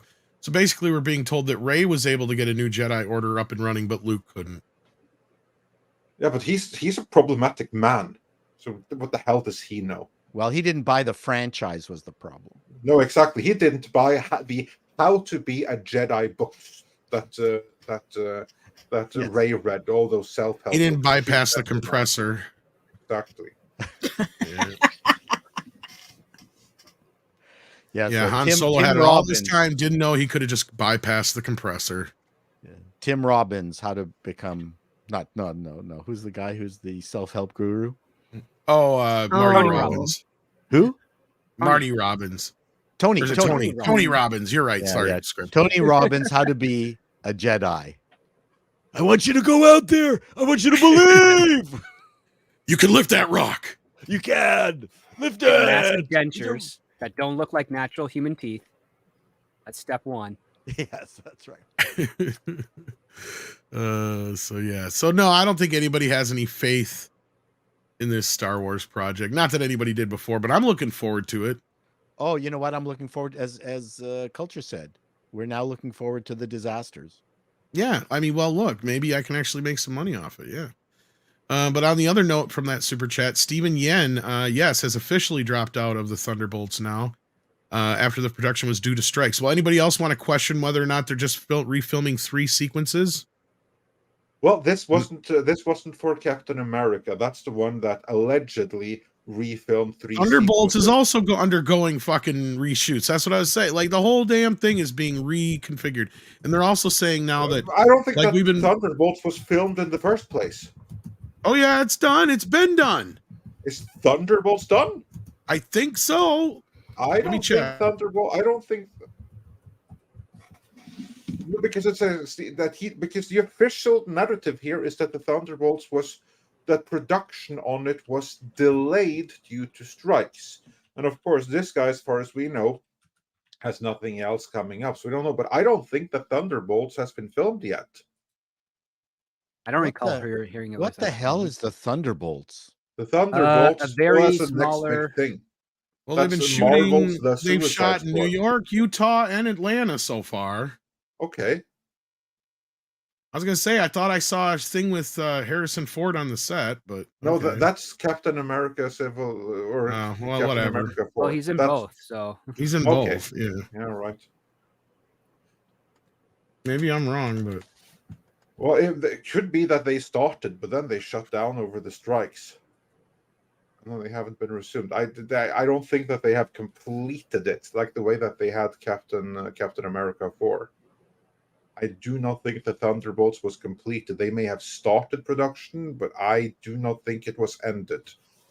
Script, have you heard anything? No, it was supposed to start in June. Nope. Exactly. Yeah. Yeah, that's what it says here. So basically, yeah. But anyway, then this guy, he was the one who was supposed to play race-bent Sentry. And the Sentry is Marvel's blonde Superman. He literally has all the powers of Superman, only he's blonde and his suit is yellow. Other than that, he's Superman. So he's Marvel's Superman. And this guy was cast as that, and he is now out of it. They're blaming the strikes, but I think that's just a blame game. I think that there's far more going on here than that. I think this is a sign that the movie's being reconfigured. To what end, I cannot say. But remember, this is what happened with Rachel Zegler as well. She also lost that role in Paddington, allegedly, because of the strikes, which were a very convenient excuse. This rumor started earlier this week, and also circulating with this rumor is that the Avengers movies were just going to be Secret Wars 1 and 2, like we were alluding to. Yeah. So that's maybe what they're going to turn around and do, is just kind of set that up more so, I bet. Yeah. But there's also a rumor going around that they're going to recast Kang, but the actor they have that attached to that rumor, I'm like, they're a little too old to be playing Kang. And again, the original supposed call out for the actors sounded more like the actors they were calling out for Professor X and for Magneto.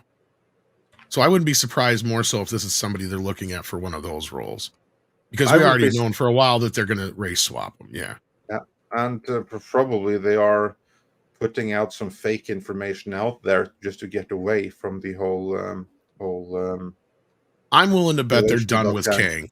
I don't think they're going to recast him. I think they're just going to move on. I think, if anything, they'll be best to take the fans' theory is that they'll just have, you don't even have to show it. You can just have either Galactus or Doctor Doom took out the Council of Kangs. Word gets back to the Avengers. And then they're like, well, what's this Galactus thing? Or what's this Doctor Doom thing? There you go. There's your introduction to the character. No one is actually or who the fuck is Kang?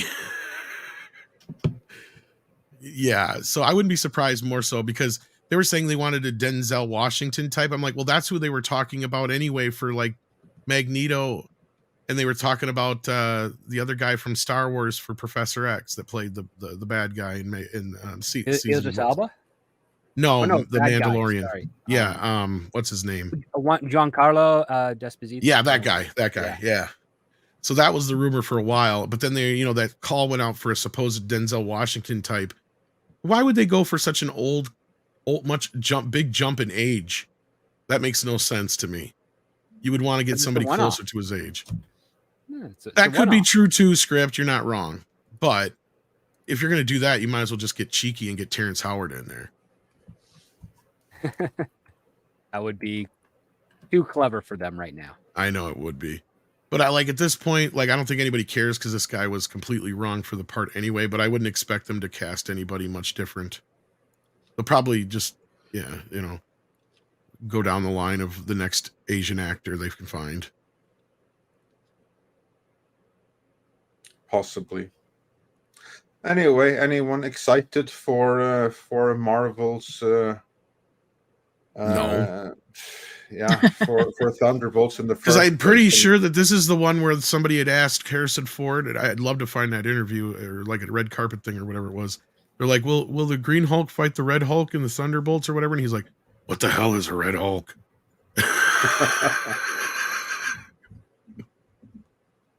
I'm sure he was kidding, but still. I don't think he was. I mean, he probably goes on set. He reads his line. He has no idea what happens. He is the Red Hulk, though. But that's what I mean. He's supposed to get this fit. Then he does some voiceovers. He has no idea what the hell is going on. He just does what he's told. He can perfectly well play the Red Hulk without knowing he's the Red Hulk. That's my point. They should have just got Sylvester Stallone. Although I know he's already in Guardians. I just bring that up because last night we were watching Rambo and we were talking about how he just went through hell making Rambo 1 through whatever he's been through now 5. Because there was the joke that every time he'd go into the nurse would have to ask which is makeup and which is real. But Harrison Ford breaks a nail and they got to shut down production. We joked about that. No, he's been hurt quite a few times too. He got drugged behind the. to be fair, I mean, Harrison Ford, he falls out of planes and stuff, or rather, That's what I'm saying. Falls of planes that falls out of the sky. No, that doesn't bother him, but a door tries to kill him on Star Wars. In Indiana Jones, he broke something too, didn't he? It was a hip or something. Shoulder, yeah. Like, he fucking breaks something in every movie now. He's so fragile. No, but I love Harrison, so. Anyway, we'll see. It'll suck either way. Anybody got anything else to say about that business? I did want to make a comment about Sure. the what Lucasfilm is doing, hiring. Sure, I don't remember her name. I apologize. They're ruining it. Yeah, they're ruining it for women, because it used to be like when we found out that Daisy Ridley was going to be the star of Force Awakens. Oh, okay, a woman. Okay, cool. And now it's to the point. I mean, correlation is not causation, but the more women that they put in power, the more women that they hire, the shittier Star Wars becomes. And I'm not saying it's because they're hiring women, but maybe it is, because Star Wars is amazing because it was mostly done by men. And I'm not discounting Marshall Lucas, but in the same way that Barbie was a blockbuster. It made a shit ton of money. It totally blew my mind as far as how much I thought it was going to make. And it was the marketing, and it was the nostalgia, and it was all kinds of things. And it wasn't because it was a woman director, because I thought that the story was a little bit weak, but there was so much hype behind it. Excuse me, which is why it did, a big part of the reason why it did so well. But I feel like what Lucasfilm is doing, they continuously keep tanking with their TV shows and their movies, and Marvel too. And it's now, when I hear that a woman is in charge or a woman has been hired, I immediately roll my eyes, just because she's a woman, because I have now adopted that causation as to why Star Wars is so terrible, because they keep making these diversity hires. So I feel like what they're trying to do is to build up women, because for some reason, all the women in this fucking country were brought up to believe that they couldn't do anything. I'm old as fuck. I'm middle-aged. I was not brought up that way. I don't understand why there's all these women in the country who feel like they need this women power thing going behind them. I'm all about women power, but I'm also all about man power too. So I feel like they're really shooting themselves in the foot, because the more women that get involved, the shittier it becomes. No, they're also getting like the worst of the women involved. Like, that's the biggest problem. Like, you could grab an experienced director like Catherine Bigelow, and she could probably knock out a really good science fiction film, because number one, she's worked with the science fiction master of James Cameron, and she's also done a lot of combat films and combat movies and dramas. She's got a detailed past that would make her a decent choice compared to all these other no-name documentary directors popping out of nowhere to helm a several $100 million film, which is crazy.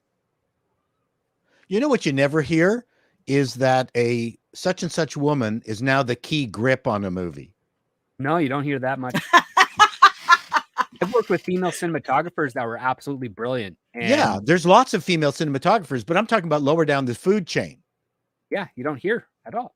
Yeah, and because that's not a big deal. That's not the jobs that they want. No. As Peterson said, they don't want to be bricklayers. It's reflective of everyday life. They want to be directors. It's like that James Cameron was that God joke about wanting to, why did you go on the set of some James Cameron movies? Because I've always wanted to direct. Everybody wants to direct. So yeah, this movie is going to be a complete disaster, and we're going to be blamed for it. But you're right, Six. I think you're absolutely right. But and then the other thing too is, it really comes down to gear porn, and you see in the last 3 Star Wars movies, there's almost no gear porn. There's no somebody fixing and soldering, some spaceship because it's broken. There's not a kid racing these essentially George Lucas envisioned future jalopies through the desert. You know, when the kids and everybody are fixing, what are those pod racers? What were those things called in the first movie? Pod racers. Yeah. Yeah. That goes back to that's just a memory of Lucas working on hot rods. There's no hot rod shit in movies that are generally. Oh, Catherine Bigelow actually did a fantastic job of gear porn in her movie. So, and I'm not saying women aren't capable of it. It's just that it seems, the sensitive directors of today, men or women that Disney are hiring, just don't care about that stuff. And I think the audience does intrinsically connect when that stuff is in a movie. Well, and I mean, a great example of that is how the Barbie movie was handled, especially the first 20 or the Barbie world parts, let's say, right? Because aesthetically, cosmetically, it looks amazing. Right. But none of that shit is functional. Right, like that's the whole point, right? Women have their own version of what I call gear porn. Exactly, that's exactly what I was getting to, Paul. And Barbie fulfilled that. Exactly, that's exactly my point. Now, on the other side of that, to make something like Star Wars, somebody who designed Barbie or understands the world of Barbie, I would not want them working on Star Wars because that's not what that's about. You want that gear porn to actually have a function, right? And that's how guys approach this stuff as opposed to something like Barbie. And it's the same thing with playing with toys. And I'm not saying this is a generalization for men and women, but this is the same thing we've all been saying this whole time. And this is the same thing that Chris Gore is saying every time he posts, making MCU for girls was the biggest mistake ever and stuff like that. Because it's absolutely true. And Andre and I have been beating this drum for a while because this is exactly what happened to He-Man. Exactly what happened to He-Man. And the problem wasn't the show. The problem wasn't the character. The problem was with how the toys were handled. And we aren't the only ones who have said this. In fact, people on the inside at Hasbro have said the same damn thing. And what they did was when they decided, the Barbie crew said, wait a minute, you can't have a female toy without us being involved. And as soon as they got involved, they completely changed the design of the characters to where they were incompatible with Masters of the Universe. And guess what boys hate more than anything? Shit that's not compatible with something else. Yeah. I remember when they changed color of the Sega Mega Drive cartridges with Sonic 3. That was annoying. That was when they started with the blue covers in Europe and the red ones in America. But anyway, it's true. It was the ladies of Mattel in the Barbie division that killed He-Man. Not only that, you got Bo, who is the same size as She-Ra, but he's supposed to be occupying the same universe and space as He-Man, who is 3 times his fucking size. Because he's huge, right? So, and see, on the other side of it, She-Ra should have been in the same design as Teela and Evil Lynn and the Sorceress. She was not. As on the other side of that, Bo and the other men in the She-Ra universe should have been constructed just like the He-Men. Just like Hordak was, because he was initially going to be a Masters of the Universe villain. But guess what? The girls just stole him because they didn't want to bother trying to make a fucking bad guy. That's why. I think that kind of conversation can get you committed, Tom. I don't give a shit. It's absolutely true. No. It is true. That's the thing. It is true. I don't mean about the truth. I meant the passion with which you are. Oh, it fucking destroyed one of the greatest franchises of all time. I get it. And it did it in no time flat. And the thing is, you can tell the people who understand that you can do a lot of crazy things in the Star Wars universe, but there are still limits. Like what's his name in the second movie, Rian Johnson, when he dropped bombs in space. So that was the least of that movie's fucking problems. No. I know. I'm just saying that there are limits to how stupid something can be. And you go, okay, this person just does not get the universe. Well, George Lucas knew where the line was. Yes. And the greatest thing is you watch him in the making of episode 2, despite the fact that that's my least favorite of the prequels. He sits there and he's talking to the special effects guys and they're showing him Yoda doing the fighting. And the guy's like, and George goes, it just doesn't look right. And he's like, well, it's right. He goes, this is, the physics and everything like that. He goes, but I want the robe to flow. George kept saying, he goes, I want it to flow. Right. He goes, well, that's not how it works. He goes, yeah, but it may not be physically correct, but it's artistically correct. Yeah. And that's how he kept making these guys run with it. Is like, it may not always be scientifically Well, correct, but look it's at what artistically McFarlane correct. did to Spider-Man. He broke the rules as to how the body could bend and how feet could stick out and how the web would work. He was and how also the- trying to, and trying so to the thing is, twist him into a spider. Those frames were McFarlane's frames were absolutely gorgeous. I mean, just unbelievable. So, I mean, there are rules, and the prequels. I'll say that the thing picked up at the second half of the second movie, and then the third movie was great. But again, the characters would walk by a bunch of rebel ships in a hangar, and everyone would be welding, and there'd be sparks flying all the time because they were making shit. Because he understood how that stuff worked, even in a World War I or World War II situation, right? So, I mean, to me, I always talk about gear porn, as you know, but I think it is a very key, not subjective. What's the word? The mechanic that's required in certain. Yeah, it's got to be there, and the new Star Wars and Disney. And the difference between Lucas and Star Trek, for example, is Star Trek would love to loves to explain to you how it works.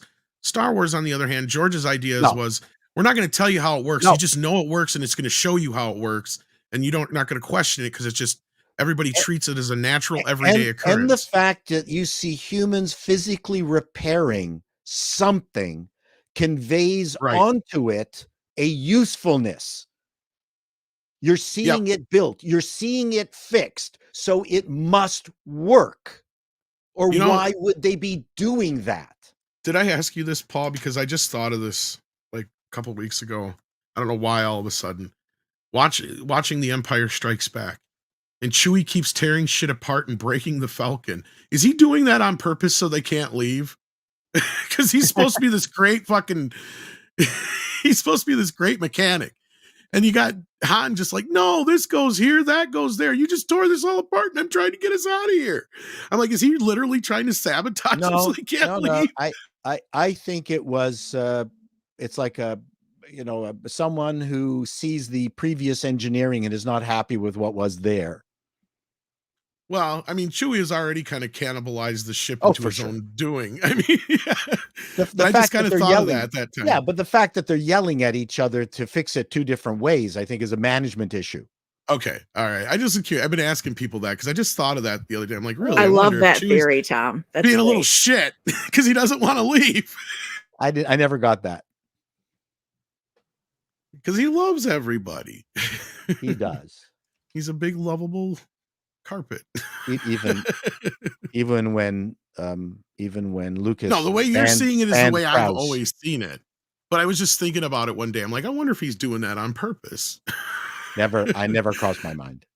Did finally, after all these years, 30, 40 some years later, just finally crossed my mind. Pinochet's helicopter tour sends in $2, says CGP Gray taught us copyright equals forever plus a day. Yeah.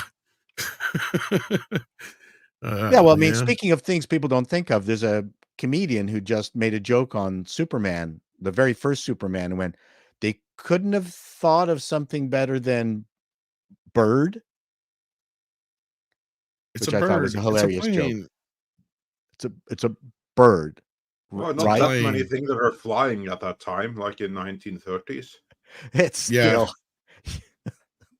a slingshot, a spear, an arrow. There's any number of things. Superman, the greatest. Not something you would commonly see though over the skyline. Also, I think it goes. It's supposed to also be like the shape of him too. But it's still funny. The idea that it's a bird. It's such a funny routine. You're taking it too seriously. Yeah, well, yeah. You have to send me the routine so I can actually see it in context too. It's a woman. Then we got Jason Webster, who sends in 10 Australian and says it's very interesting when you have men with good knowledge of media law, which Tom and Paul have, discuss the intricacies of laws pertaining to copyright, trademark, and public domain. Well, basically, you just got to go back and look at how other cases were handled. And that's where I turned Andrew onto the Friday the 13th case. Like I said, I know it's not apples to apples, but I have a feeling that whatever direction the lawsuits go, it's either going to go in Disney's favor, it's going to go in our favor, as in the public's favor. in that they're going to decide that whatever version you use doesn't matter because they're all derivative of the same version.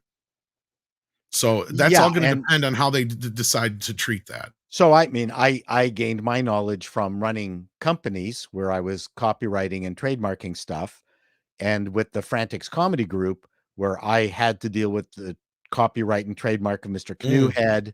Yep. And there's also something called prior use. So you don't Right. necessarily have to go to the effort of copywriting something, but I could have copyrighted the Frantics, but the problem, because it's a common used term, I would have to have gone through a lot more effort and a great deal more money than just copywriting the logo, the trademark of the Frantics. So I trademarked Frantic World Limited. That's Right. copyrighted, but it's really hard to copyright the Frantics because it's just a word. That's why drug companies come up with Zagdermago, anything with an X, because they can copyright the name and trademark the logo. Yep. So does that make things that helps clear? a little bit? But And it's again, way more expensive to copyright too. You can trademark something for $5,000 to $10,000 in North America, but copywriting could be in the tens of thousands of dollars. So I've gone through all of that. I've learned how that works. I think this is going to be a couple of years before we have this all cleared up, and I'll tell you why. Because you said it right away, Paul, in the front end, and that is that a copyright is only as good as the holder, protects it, right? Correct. And Disney will go out of their way to protect this. So don't think that these people are not going to get sued. Again, like I think this horror movie is still going to get released, but much like that Grinch movie, it's going to take a little bit because they're going to end up going through court. It's going to have a bunch of negotiations going on, and I think in the end they're going to get away with it, but they're going to have to change that name. And I know it's Mouse Trap, but the fact that they have Mickey Mouse in the title, I think is going to be a problem. That's dangerous. But I mean, the fact that the copyright and the right to play the movie Tugboat Willie or whatever Steamboat Willie is called, those are two different things. The other thing too is there's still moral rights attached to something. So you might be able to play Steamboat Willie, but you can't touch it or alter it. Well, see, that's the thing. That's a different copyright that lies with the creative person who created the original product. See, and this is what I've been trying to explain to people too, is that the cartoon itself is in public domain. So you can now remix it, do whatever the hell you want with it.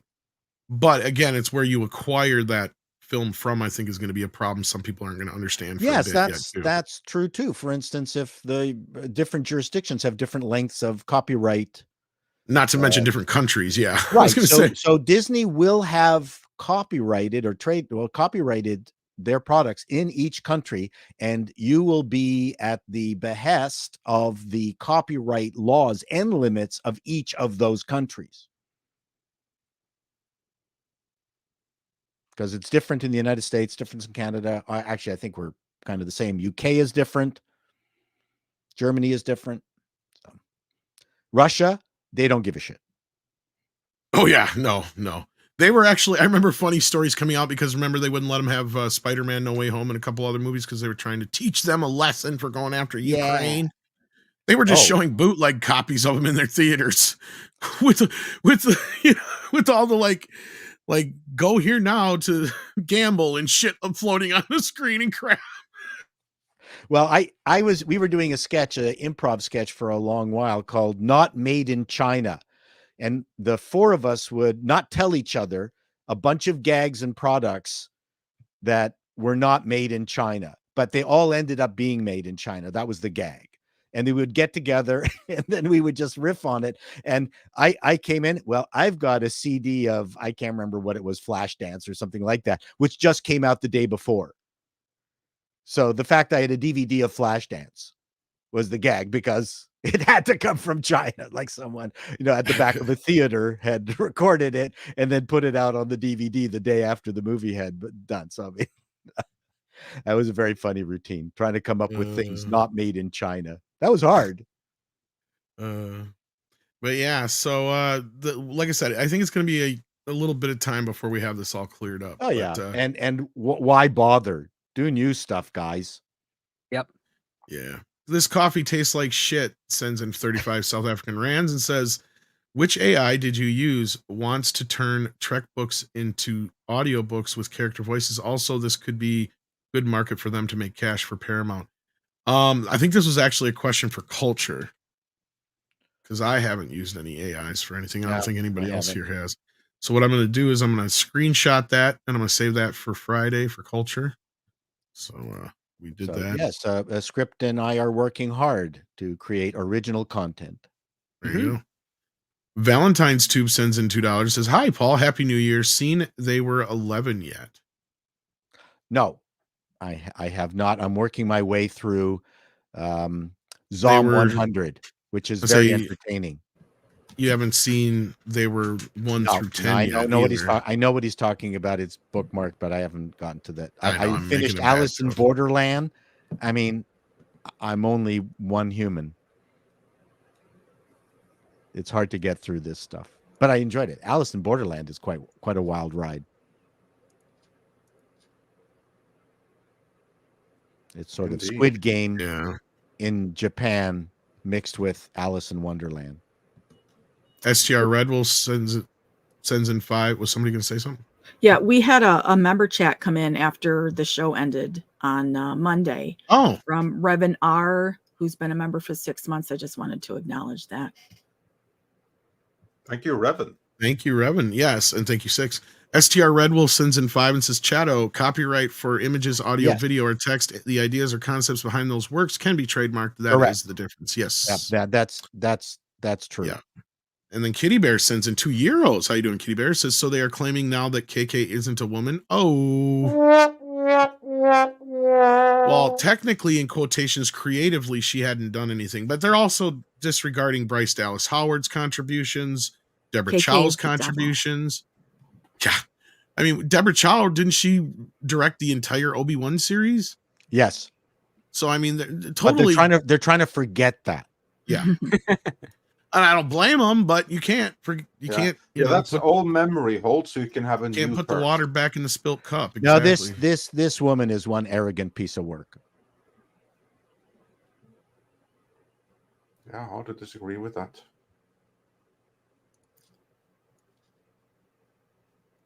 Well, yeah. And then on that note, Michael Nemo sends in 2 and says Marshall Lucas equals chopped liver, I guess. Yeah. Yep. I mean, let's be real. If there wasn't Marshall Lucas, there wouldn't be a Star Wars. There wouldn't be a Lucasfilm. There wouldn't be a prequel trilogy, at least the way in its current form, because I digress. She fixed the first film in the edit. He built Lucasfilm for her to have a place to edit. The prequels are him working all the crap out with her emotionally because he didn't know how to do it in real life. So she worked on some very good movies. Well, not just that. Before that, she had a very prolific career. Very and then prolific afterwards, career. She didn't have to work at all. Well, I'm not going to get into that part of it, but I'm just going to say that, yeah, Marshall Lucas was somebody who probably should have stayed in the industry and could have probably been a very prolific female director or editor, and maybe even became a director at some point. But her life choices went another direction, and that's all I'm going to say on that. Pinochet's helicopter tour send in $2 says, see the recent open letter warning of Japan of the West. Okay. I think somebody had sent that before, but I don't know where it's at right now. Dig it up. But then we got that coffee tastes like shit again, who sends in 14 South African rand, says, what does Disney do when Rey flops? Who sacrificed? Well, maybe that's what maybe in that case, that would be some hella 40 chest, and Script Doctor was right about Filoni. If they end up using him as the scapegoat here. Otherwise, they just never hire her back, right? Like that's the thing is it's supposed to be a trilogy, and if she only ends up directing one and we only get one of them, then I think there's our answer. What happens if it flops? I think that she is going to end up being one of was it Nia DaCosta, who before her movie had even come out, she'd already moved on. Well, they didn't need her around. That's what's even worse. Yeah. Like, there's nothing saying that she wasn't interested in being involved with it, but she was lost and confused for most of that production because, again, it was a director for hire gig. It didn't matter if she showed up or not, as long as the Mhm. cameras rolled and they got what they was on the page. That's what basically Marvel is doing right now. Like a Yeah. figurehead. Yeah. And, Oh, and yeah. and at this point here, especially at Disney, the way they've been operating, they don't let their directors into the editing suite because it's the producer that's there making sure it's the movie that they want, as opposed to whatever artistic narrative the director wanted to infuse in it. So even if she wanted to show up in the editing suite, I doubt they would have done anything at her request if she was there, because she's Nia DaCosta. She did Candyman. She only did a couple other movies. She's not Disney. We hired her just to shoot the film because we needed someone on set that day. It's Kevin Feige's production. It's going to be cut the way I want it to be cut. That's how it seems to be going over at Disney Marvel right now. And Looks most like it, likely yeah. Disney Star Wars too. Yeah, sad but true. That's probably exactly Yeah. what it is. Yeah.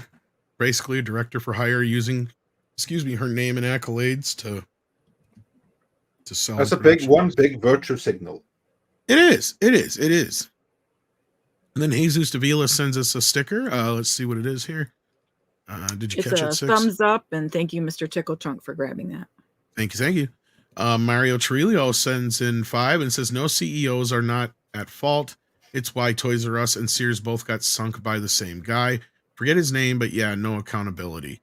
Yeah, but weren't those ones that were wasn't that what's his face? Who would buy up the companies and then they would just levy them to the fucking hilt and then go bankrupt. I'm trying to remember his name. Here and Pretty Woman? No. But that's basically what he would do in that. You're correct. That's what he was doing. But yes, the real life him. I can't remember the guy's name either. But yeah, I know who he's talking about. Yeah, I do too. I mean, Sears Canada. He did the same thing to Dunkin' Donuts too. Sears Mitt Romney, Canada was that who it was? Sears Canada was actually profitable and working, and they found a way to suck $500 million out of it and take it to the United States, and then that killed Sears Canada. Like, the guy was a bastard. Yeah. Speaking of bastards. Yeah, we've got the money man here. Mikey. How you doing, Bastardo. sexy? Hey, Mikey. Hello, everybody. Hello, Mikey. I'm here because I just want to say go team diversity. Okay, go.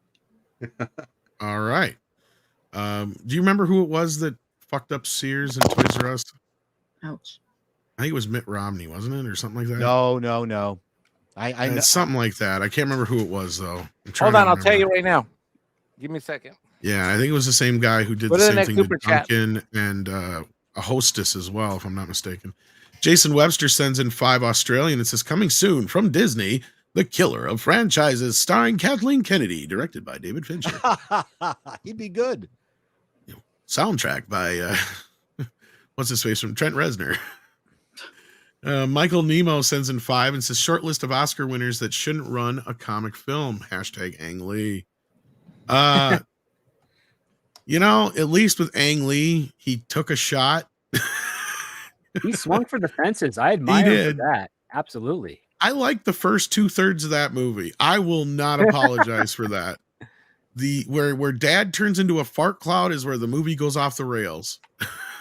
that to me is what happened there. Because at that point, it should have been old man Hulk fighting young Hulk. And it's like, what the fuck are you doing, Ang? And I even like something that Andre hates, and that is where the angrier he gets, the bigger he gets. Yeah. I like that. And I will not apologize for loving the Hulk dog fight. Yeah, no, Ang Lee's son came up with it and everything. I know, it was fucking awesome. They ain't trying that kind of shit nowadays, though. I'm not going to sit there and say it's a good movie. Oh, no more Hulk poodles either way. No way, but still, that was pretty bad. But moving on. I don't give a shit. Yes. That should have taught them a lesson back then. Pinochet's helicopter tour sends in $2 and says Disney is doubling down because of SP and Elon. I swear, I don't know. Like, it's like they did not watch the episode of South Park because all they did was Star Wars is exactly what South Park said. Put a chick in it. Make her gay. And they're pandering harder. Yeah. Well, that's what Bob Iger said. They got to pander harder. So South Park knew. Yeah. Sad, Doll Life Dan sends in 5 and says 7 Seas Entertainment has a good track record of firing bad translators and replacing manga for people that bought sabotaged copies. Eddie Lampert. Eddie Lampert. Yep. Okay, yeah. Yeah. What do you call that when the guy, that's all they do is they liquidate it, basically? Is that the word? Corporate raider. Corporate raider? Okay. Couldn't remember. Something like that, yeah. Pinochet's Helicopter Tours says Catherine Bigelow is owned by the CIA. Hard pass. Okay. I did not know that. More Tom knows. Well, I mean, that's, more guys to service. Hello. More Tom knows. Then Batman sends in a $5 super chat and says, I was talking about the Nortel, aka former Canadian part of the old AT&T that was originally named Bell North. Okay, yeah. I was wondering about that. You're talking about when they broke up the Bells. Yeah. Oh, it was way that anything to do with AT&T and Bell North split way before the AT&T split. Oh, Northern Telecom was a wholly owned Canadian institution that it went back to the Edison days. The split happened during Edison's time. If I recall correctly. Oh wow. I wasn't there. You sure? Recent. He was alive, he just wasn't there, is what he's saying. Glade Ribbon sends in 5. It says tons of great feminist sci-fi novels out there. Not one of these feminist producers are interested in making movies off those books. How come we've not seen an Ursula K. Le Guin movie?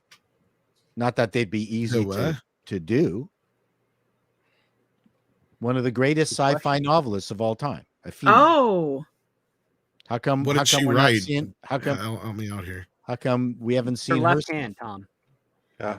Well, anyway, Paul, you just heard the reaction in Tom and Six. Between the two of them, there's exactly how known she is outside of literary circles.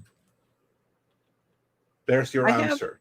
I have a few of her books, but I mean, she's kind of iconic, but you kind of got to be maybe old. Yeah. To know about her. But I mean, that doesn't mean her stuff can't be. Well, the reason they're not making anything of hers, or to respond to Glade Ribbon Super Chat, is because they're not interested in good stories. They're interested in taking over the mail. They want to be pissing in the men's room. Ew. Teach them a lesson. I'm not into. I'm gonna tell you, ladies, it smells in there. Six keeps saying that she's old, and I don't believe it. Every guy has had this instance where they've had to accidentally have to use the men's room for some reason because the other one's out of order or whatever's going on, and we go in there. It's like, wow, we didn't know bathrooms could be this clean. And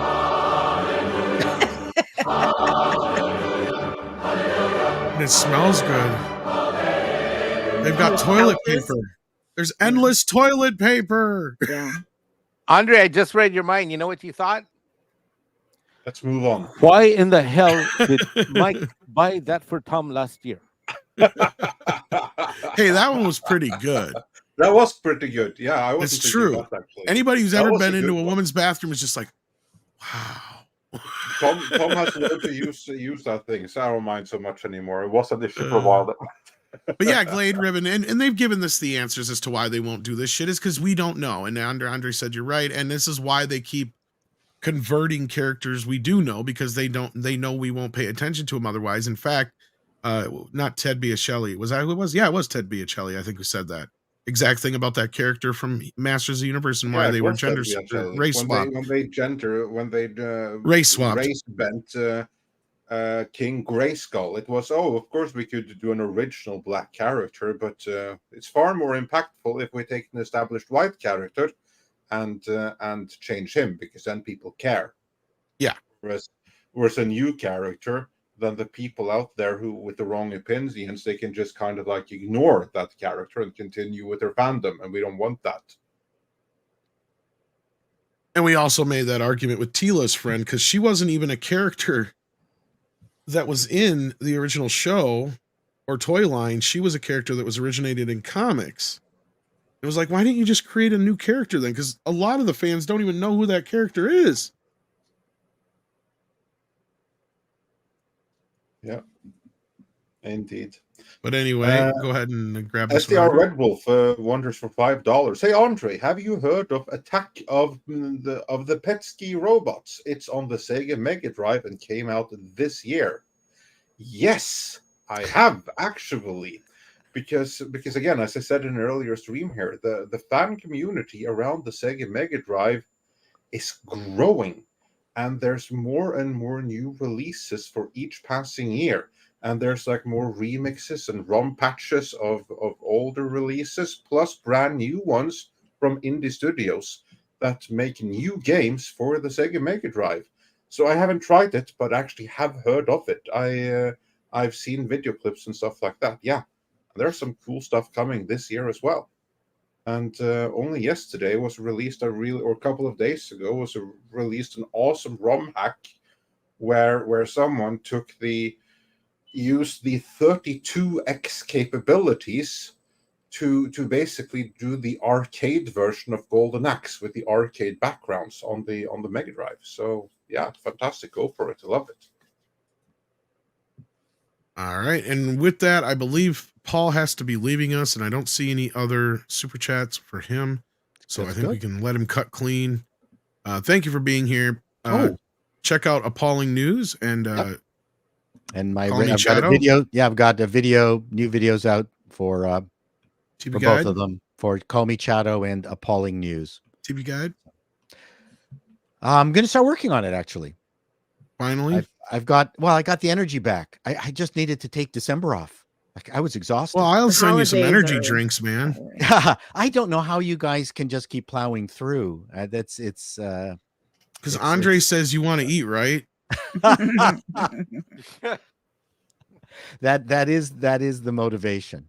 Yeah. But no, I'm fine. I feel energetic. I'm working on multiple projects and enjoying myself. So yes, I have Fall TV Guide right here. I will be diving into it. So thank you very much, everyone. See you on Friday, hopefully. Excellent. Awesome. All right. So Thanks for lost. Take care, Paul. And then we got a few more super chats here. We got Aiken, who's been a member for 28 months. Holy crap, holy, and also sends in a Australian $7.99. Is that a Chiba dog on his little icon there? Looks or is like that just it. a floofy puppy? Martial arts has a great principle that could be applied to franchises. You must master the rules before breaking the rules. I like that.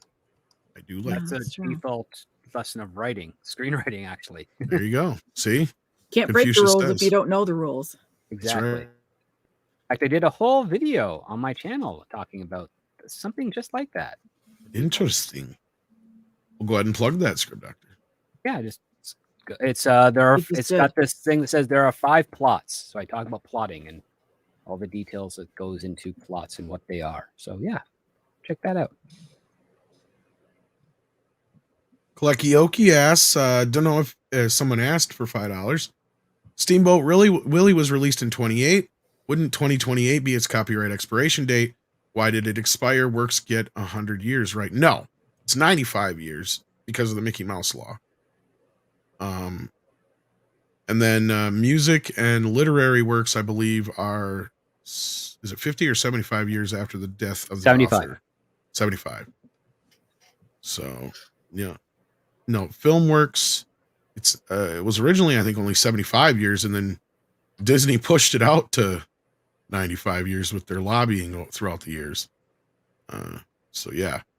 So no, this is actually something that's long overdue, and it's kind of funny because in all technical sense, Disney is now going to have happen to it what they have done to classic fairy tales for years. but this is kind of new ground. And this is the first time I've really kind of been able to talk to you about this stuff, Scripps. So I don't know how people are getting into it today, but hopefully we could talk about it a little more when we learn a little more.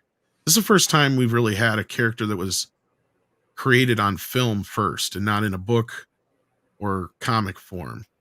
And even Superman is kind of muddy right now because that Superman will be coming up technically in the public domain here in the next couple of years, and Batman will be in the public domain in the next couple of years here too. Yep. So yeah, it's going to be interesting. I don't know what your thoughts on it are real quick, but yeah. Well, we're going to be seeing these characters vandalized because that's what the public domain is going to kind of do to some of them. Anyone can now make or soon will be able to make a Batman or Superman movie or show of that character of that particular time frame. They can't make like a modern day Batman, of course, because that's not how it works. The character in itself is not just copywritten, but it's also trademarked, so that provides a whole other slew of problems as well. But yeah, there's going to be some very, let's just say it's if you think the Batman fan films you see now are terrible, wait until you start seeing the ones that are being made for profit.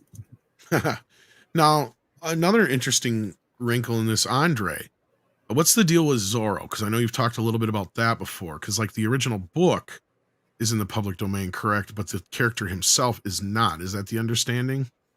I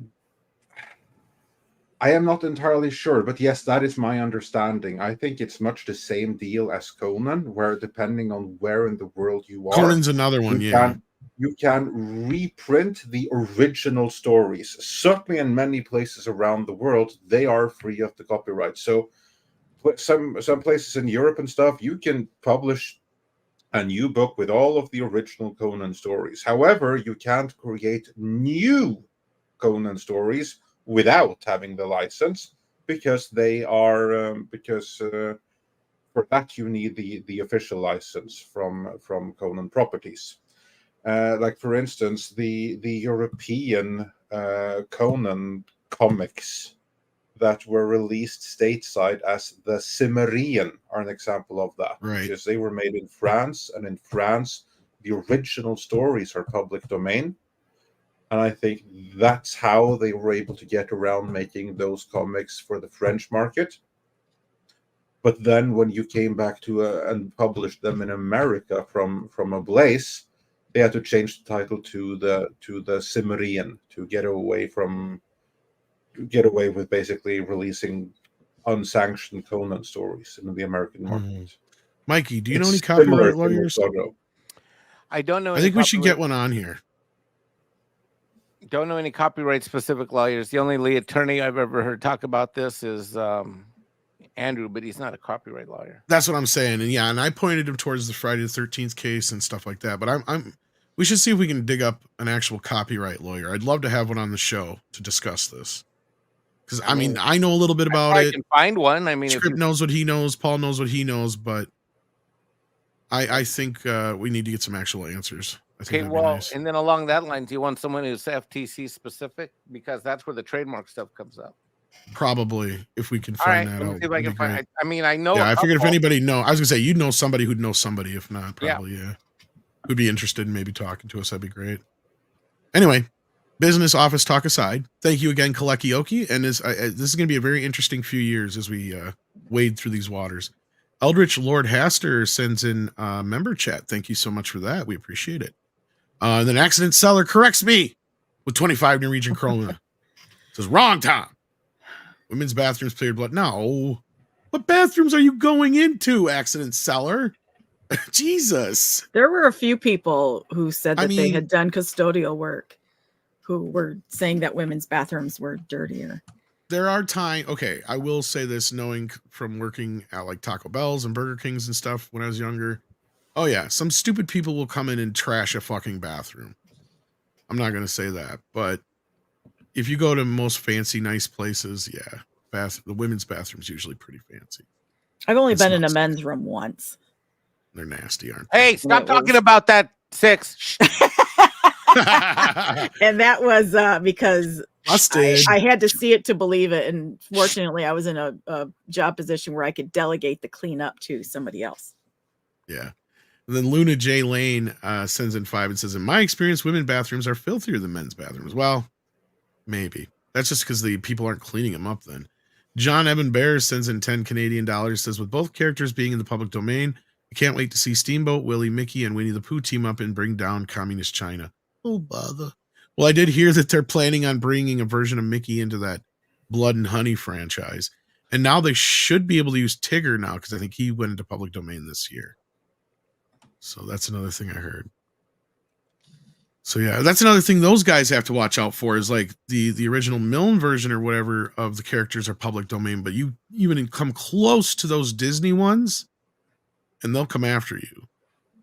So like, we could do a Pooh cartoon, but if he can't look remotely like he does in the Disney one. He can only look like he does in the book. And you can't have me doing the voice like, oh, bother. That's too much like the Disney version. We'd have to come up with a more original voice. Because they could claim we're trying to. Because that's the other thing is their argument's going to be that people are obfuscating that things are coming from Disney and stuff like that. So, yeah. But anyway, that being said, we are wrapped up with the Super Chats, and I want to thank our panelists for being here today. Script Doctor, anything you want to plug real quick? Yeah, so this Saturday is going to be the very first episode of Scripts on Saturdays. We'll be reviewing the screenplay Madden that's been circulating around Hollywood for the last year and a bit. So swing on over to that, 7 p.m. Eastern, this Saturday, the very first episode. Hope to see you guys there. All right. And then we got a super chat from Brett Cohen, who sends in an Australian $5. Says, with commercial experience, women are much dirtier. Men dribble urine. Women, well, let's leave the... what bathrooms are you guys going to? And what nasty ass women do you know? Jesus Christ. Like, the women's bathrooms that I've been in have smelled like flowers and candy. Exactly. Maybe Mikey and I are hanging out in the right spots. Stay out of dive bars, for fuck's sake, I guess. I don't know. I mean, I carry wet ones in my purse or my pocket. But I mean, women are usually prepared that way, so, and in other ways, but I like things to be clean. And I'm not talking like public bathrooms or something like that, like on a trail somewhere. Like, well, I do believe that they are talking about public bathrooms, and I've heard the same from that's a plausibility. I've heard the same from other women I know that women. Even when I worked in fast food, we were expected to keep the bathrooms in good shape. But anyway, Hyper Guyver 2 says, I cleaned a women's bathroom that was covered in blood and fecal matter. I felt like I walked into something. Someone tried to summon Golgotha and shit demon. Again, I'm sorry. I don't know where you're working, man. Okay, for anyone new to the channel, we usually don't go down this path. No, we usually don't. We just lost a shit ton of viewers. Cajun Bowser, I don't know. I'm kidding. Cajun Bowser just sent in $5 and says, for copyright issues, reach out to Lord Leonard French, Lawful Masses, or Rick Hague of Hague Law. Well, there's some possibilities right there that we can check into. Are you writing them down, Mikey? I'm copy and pasting. Hold on. Okay. Wait. Yeah. Wait. All right. Oh, shit. We just copied and pasted Andre. I copy and pasted Andre out of the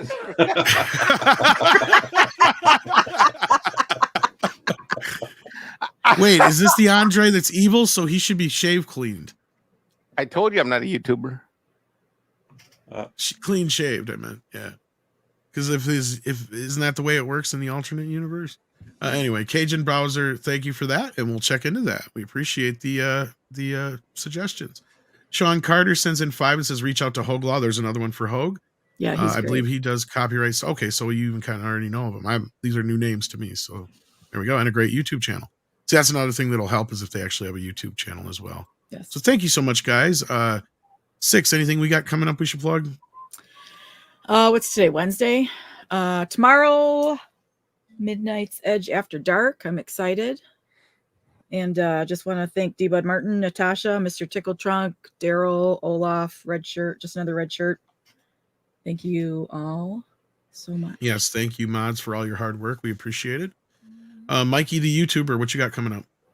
I'll be on Doomcock Show tonight. All right. And me, I will probably be on Physical Media later. I don't know if we're doing a 4K for you yet, but I do hope to have something together for a 4K for you at some point here very, very, very, very, very soon. You guys have been We'll also be patient. editing a video very, very soon. I figured as much. There's Don't half you the wanna reason why eat we haven't some? had one. I know. Well, I'm just saying there's half the reason we haven't had one, guys. So Yeah. anyway, Andre's working on videos. Anything else? Yeah, and I'm working on 3-4 videos at the same time. A couple of them, for those that wonder, will be big, scripted, fully produced ones with the old intro and everything. I'm not so sure anybody really cares that much, but we'll find out. No, I don't know. Looking at the comments, plenty of people care. I care. Oh, okay. I didn't see any notice of difference. Oh no, I do, absolutely. But I only read like the first day or so of comments. So anyway, all right. With that, we're gonna get out of here. It's time for some koalas in the rain.